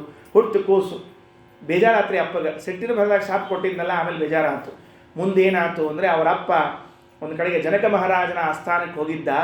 ಹೋದ ಹೊತ್ತಿನೊಳಗೆ ಅಲ್ಲೇನೋ ಒಂದು ವಾಕ್ಯ ಅರ್ಥ ಹೊಡೆದಿತ್ತು. ಅಪ್ಪ ಬರಲೇ ಇಲ್ಲ, ಬಹಳ ದಿವಸ ಆಯಿತು ಅಂತ ಈ ಅಷ್ಟಾವಕ್ರರು ಹೋಗ್ತಾ ಇದ್ದಾರೆ. ಸಣ್ಣ ಹುಡುಗರೇ ಅವರು, 10-12 ವರ್ಷ ಅವ್ರಿಗೆ. 10-12 ವರ್ಷದವರು ಹೋಗ್ತಾ ಇದ್ದರೆ ಜನಕ ಮಹಾರಾಜನ ಸಭೆಯಲ್ಲಿ ಅವರು ಬಂದದ್ದು ನೋಡಿ ಎಲ್ಲ ಕೂತ ವಿದ್ವಾಂಸರು ಗೋಳು ನಕ್ಬಿಟ್ರು. ನಕ್ಬಿಟ್ರು ಅವ್ರು ನೋಡಿ. ಭಾರಿ ನಕ್ಕರು. ನಕ್ಕ ಕೂಡಲೇ ಮುಂದಿನ ಮಾತೇನಂದ್ರೆ ಗೊತ್ತೇನ್ರಿ ಅಷ್ಟಾವಕ್ರರು, ಜನಕ ಮಹಾರಾಜ ನಾನು ವಿದ್ವಾಂಸರಿದ್ದ ಸಭೆಗೆ ಬಂದಿದ್ದೀನಿ ಅಂತ ತಿಳ್ಕೊಂಡಿದ್ದೆ, ತಪ್ಪು ತಿಳ್ಕೊಂಡಿದ್ದೀನಿ, ಚಮ್ಮಾರರ ಸಭೆಗೆ ಬಂದಿದ್ದೀನಿ ಎಂದುಬಿಟ್ರು. ಎಲ್ಲ ಪಂಡಿತರ ಮುಖ ಇಷ್ಟ ಆಗಿಬಿಡ್ತು, ತಲೆ ಹಾಕಿಬಿಟ್ರು. ಅವ್ರಿಗೆ ಅರ್ಥ ಆಯ್ತು ಇವ್ರ ಪ್ರಶ್ನೆ ಏನಂತ ತಿಳ್ಕೊಂಡು ಹೇಳಿ. ಅವರೆಲ್ಲ ಇವನ ದೇಹವನ್ನು ನೋಡಿ ನಕ್ಕಿದ್ರಂತೆ. ಇದು ಶಿಶು ಸಣ್ಣದು ಹಿಂಗೆ ಸೊಟ್ಟದ ಅಂತ ತಿಳ್ಕೊಂಡು ಹೇಳಿ ನಕ್ಕಿದ್ರೆ ಅದಕ್ಕೆ ಅಷ್ಟಾವಕ್ರ ಹೇಳಿದ್ರಂತ, ಇದು ವಿದ್ವಾಂಸರ ಸಭೆ ಅಂದ್ಕೊಂಡಿದ್ದೆ, ಅಲ್ಲ ಚರ್ಮ ನೋಡುವ ಚಮ್ಮಾರರ ಸಭೆ ಇದು ಅಂತ ತಿಳ್ಕೊಂಡು ಬೈದಿದ್ರಂಥವ್ರಿಗೆ. ಇದು ಮಹಾಭಾರತದಲ್ಲಿ ಉಂಟು. ಅದರಿಂದ ಅವರು ಶಿಶುವಾಗಿರಬಹುದು, ಜ್ಞಾನಿಗಳಾದವರು ದೊಡ್ಡವರಾಗಿರಬಹುದು, ನಾವು ವಂದಿಸೋದನ್ನು ಬಿಡಬಾರದು. ನಮೋ ಮಹದ್ಭ್ಯೋಸ್ತು ನಮಃ ಶಿಶುಭ್ಯೋ ನಮೋ ಯುವಭ್ಯೋ ನಮ ಆವಟುಭ್ಯಃ. ಒಟುಪರ್ಯಂತರವಾಗಿ ಎಲ್ಲೆಲ್ಲಿ ಬ್ರಾಹ್ಮಣರು ಜ್ಞಾನಿಗಳಿದ್ದಾರೋ, ಏ ಬ್ರಾಹ್ಮಣಾಗಾಂ ಅವಧೂತಲಿಂಗಾಗ, ಅವಧೂತ ಚರೆಯಲ್ಲಿ ಸಂಚಾರ ಮಾಡುವಂಥ ಬ್ರಾಹ್ಮಣರಿಗೆ ನಮಸ್ಕಾರ ಇರಲಿ. ಚರಂತಿ ತೇಭ್ಯಃ ಶಿವಮಸ್ತು ರಾಜ್ಞಾಂ. ಎಲ್ಲ ರಾಜರಿಗೆ ಮಂಗಳವಾಗಲಿ ಅಂತ ಹೇಳ್ತಾ ಕೊನೆಯ ಶ್ಲೋಕವನ್ನು ವಿಷ್ಣು ತೀರ್ಥ ಸಂಗ್ರಹ ಮಾಡಿ ಮುಕ್ತಾಯ ಮಾಡ್ತಾರೆ. ಇದು ಭಾಗವತ ಸಾರೋದ್ಧಾರದ 3 ಪ್ರಕರಣಗಳು ಮಹಾತ್ಮರಿಗೆ ಸಂಬಂಧಪಟ್ಟಿರುವಂತಹದ್ದು ಅಂತ ಈ 3 ದಿನಗಳಲ್ಲಿ ಹೇಳುವ ಪ್ರಯತ್ನವನ್ನು ಮಾಡಿದ್ದೇನೆ. ಮೊದಲನೇದ್ದು ಮಹತ್ ಸಮಾಗಮ ಆಗಬೇಕು ನಮ್ಮ ಜೀವನದಲ್ಲಿ, ಎರಡನೇದ್ದು ಮಹಾತ್ಮರ ಸೇವೆಯನ್ನು ಮಾಡಬೇಕು, ಮೂರನೆಯದ್ದು ಅವರ ನಿಂದನೆಯನ್ನು ಮಾಡಬಾರದು ಅಂತ ಭಾಗವತದ ಉದ್ದೇಶ ಇದೆ ಅಂತ ಇಷ್ಟೆಲ್ಲ ಶ್ಲೋಕಗಳನ್ನು ಸಂಗ್ರಹ ಮಾಡಿ ನಮಗೆ ತಿಳಿಸಿಕೊಟ್ಟಿದ್ದಾರೆ. ವಿಷ್ಣು ತೀರ್ಥರು ಪರಮೋಪಕಾರ ಮಾಡಿರುವಂಥವರು ಮಹಾನುಭಾವರು. ಕೊಪ್ಪಳದ ಬಳಿಯಲ್ಲಿ ಮಾದಿನೂರಿನಲ್ಲಿ ಅವರ ಮೂಲ ವೃಂದಾವನ ಇರುವಂತಹದ್ದು. ಅವಧೂತ ಶಿಖಾಮಣಿಗಳು.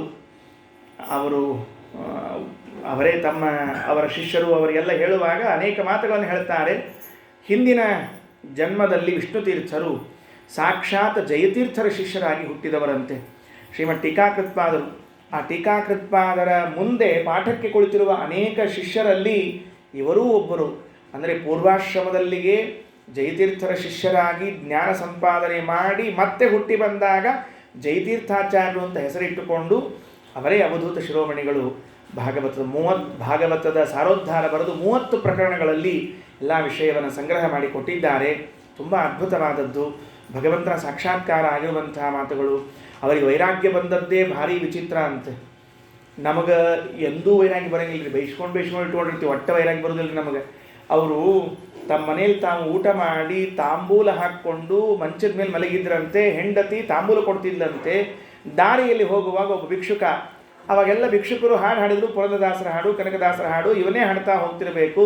ಮಂಚ ಬಾರದು ಮಡದಿ ಬಾರಳು ಕಂಚು ಕನ್ನಡಿ ಬಾರದು, ಮುಂಚೆ ಸಂಚಿತಾರ್ಥದ ದ್ರವ್ಯ ಬಾರದು ಮುಂಚೆ ಮಾಡಿರೋ ಧರ್ಮ ಹಾಡು ಹಾಡ್ತಾ ಹೋಗ್ತಾ ಇದ್ದಾನೆ. ಮಂಚ ಬಾರದು ಮಡದಿ ಬಾರದು ಅಂತ ಅಂದಾಗ ಆ ವಿಷ್ಣು ತೀರ್ಥರು ಮಂಚದ ಮೇಲೆ ಮಲಗಿದ್ರಂತೆ. ಅಯ್ಯೋ ಈ ಮಂಚ ಬರೋದಿಲ್ವಾ, ಮಡದಿ ಬಾರದು ಇವಳು ಬರೋದಿಲ್ವಾ, ಸಂಚಿತಾರ್ಥದ ದ್ರವ್ಯ ಬಾರದು ಸಂಪಾದನೆ ಮಾಡಿದ್ದು ಯಾವುದು ಬರೋದಿಲ್ವಾ, ಮುಂಚೆ ಮಾಡಬೇಕಲ್ಲ ಭಗವಂತನ ಸೇವೆ ಅಂತ ಆ ಕ್ಷಣದಲ್ಲಿ ಬಿಟ್ಟು ಎದ್ದು ವೈರಾಗ್ಯದಿಂದ ಬಂದು ಸನ್ಯಾಸವನ್ನು ಸ್ವೀಕಾರ ಮಾಡ್ತಾರಂಥವ್ರು. ಎಂತಹ ವೈರಾಗ್ಯ ಇರಬೇಕು ರೀ. ಇದ ಪುರಂದರದಾಸರ ಹಾಡು ಮಂಚದ ಮೇಲೆ ಕೂತ್ಕೊಂಡೆ ಹಾಡು ಹಾಡ್ತಿರ್ತೀವಿ ನಾವು. ಮಂಚ ಬಾರದು ಮಡದಿ ಬಾರದು ಬರದೇ ಇಲ್ಲ ಅದ ಮಂಚದ ಮೇಲೆ ಕೂತು ಹಾಡಾಡ್ತಿರ್ತೀವಿ ನಾವು. ಆ ಹೆಂಡತಿ ಬಾಜು ಕೂತಿರ್ತಾವೆ ಚಂದ ಹಾಡಿದ್ರಿ ಬ್ಯೂಟಿಫುಲ್ ಬ್ಯೂಟಿಫುಲ್ ಅಂತ ಆಕೆ ಮತ್ತೆ ಅದು ಮಂಚ ಬಾರದು ಮಡದಿ ಬಾರದು ಕಂಚ ಕಂಡ ನಮ್ಮ ಬುದ್ಧಿನೇ ಬರೋದಿಲ್ಲ, ವೈರಾಗ್ಯ ಬರೋದೇ ಇಲ್ಲ. ನಮ್ಮ ಮನ್ಯಾಗ ಎಂದ್ರೆ ನೋಡ್ರಿ ಇಷ್ಟು ಮನ್ಯಾಗ ಬೈಸ್ಕೊಂಡು ದನ ದನ ದನ ಅಂತ ಬೈಸ್ಕೊಂಡಿರ್ತೀವಿಲ್ಲೋ. ದನ ಅಂತ ಬೈಸ್ಕೊಂಡ್ರೆ ಏನ್ರಿ ನಮಗೆ ನೆನಪಾಗಿದೆ ಹೇಳ್ರಿ. ಟೀಕಾಕೃತ್ ಮಾದರಿಗೆ ಕಿಂ ಪಶು ಪೂರ್ವದೇಹ ಅಂತ ಕೇಳಿದ್ರಂಥವ್ರಿಗೆ. ನೀವೇನ್ರಪ್ಪ ಹಿಂದಿನ ಜನ್ಮದಾಗ ಏನರ ಪ್ರಾಣಿ ಆಗಿರನು ಅಂತ ಕೇಳಿದ್ದಕ್ಕೆ ನೆನಪಾಗೋತಂತ. ನಮಗೆ ಇಷ್ಟು ಹೊತ್ತಿಗೆ ಒಂದು 1000 ಸರ್ತಿಯರ ದನ ಕತ್ತಿ ಹಂದಿನ ಎಲ್ಲ ಬೈದಾರಿ, ಒಟ್ಟು ನೆನಪಾಗೇ ಇಲ್ರಿ. ಯಾಕಂದ್ರೆ ಎಷ್ಟೆಷ್ಟು ಸರ್ತಿ ಏನೇನು ಹುಟ್ಟಿವು ಕನ್ಫ್ಯೂಸ್ ಆಗಿಬಿಟ್ಟು ನಮ್ಗೆ. ಯಾವಾಗೂ ಕತ್ತಿ ಆಗಿವಿ ಯಾವಾಗ ಹಂದೆ ಹಿಂಗಾಗಿ ಮರ್ತು ಹೋಗ್ಬಿಟ್ಟು ನಮ್ಗೆ ಯಾವುದು ಉಪಯೋಗ ಇಲ್ಲೇ ಇಲ್ಲ ಅಂತ. ಅದು ಜ್ಞಾನಿಗಳ ಒಂದು ಜೀವ ಸ್ವರೂಪ ಹಾಗಿರ್ತದೆ. ವಿಷ್ಣು ತೀರ್ಥರು ಮಹಾನುಭಾವರು, ಅವರು ಸಾಧನೆಯನ್ನು ಮಾಡಿಕೊಂಡು ಬಂದವರು. ಕೃಷ್ಣಾಷ್ಟಮಿಯ ದಿವಸ ಅವತಾರವನ್ನು ಮಾಡಿ ಶಿವರಾತ್ರಿಯ ದಿವಸ ವೃಂದಾವನ ಪ್ರವೇಶ ಮಾಡಿದ ಮಹಾನುಭಾವರವರು. ಬಹಳ ಆಶ್ಚರ್ಯ. ಯಾರಿಗೋ ಕೆಲವರಿಗೆ ಹಾಗೆ ಅನ್ನಿಸ್ತಿರ್ತದೆ, ನಮಗೆ ಶಿವ ಬೇಡ ವಿಷ್ಣು ಬೇಕು, ವಿಷ್ಣು ಬೇಕು ಶಿವ ಬೇಡ, ಆದರೆ ಇಲ್ಲ ಇಬ್ಬರೂ ಬೇಕು ಅನ್ನುವಂತಹ ತತ್ವವನ್ನು ತಿಳಿಸಲಿಕ್ಕೆ ಕೃಷ್ಣಾಷ್ಟಮಿ ದಿವಸ ಅವತಾರ ಮಾಡಿ ಶಿವರಾತ್ರಿ ದಿವಸ ವೃಂದಾವನ ಪ್ರವೇಶ ಮಾಡಿದ ಮಹಾನುಭಾವರು ವಿಷ್ಣು ತೀರ್ಥರು. ಅವರ ಗ್ರಂಥ ಬಹಳ ರುಚಿ. ಈ 3 ದಿನಗಳ ಅವಧಿಯಲ್ಲಿ ಎಷ್ಟು ಹೇಳಲಿಕ್ಕೆ ಸಾಧ್ಯ ಇದೆಯೋ ಅಷ್ಟನ್ನು ಹೇಳುವ ಪ್ರಯತ್ನ ಮಾಡಿದ್ದೇನೆ. ಇದರಿಂದ ಹರಿವಾಯುಗಳು ಪ್ರೀತರಾಗಬೇಕು ಅಂತ ಹೇಳ್ತಾ ಶ್ರೀಕೃಷ್ಣ ಪರಮಸ್ತು.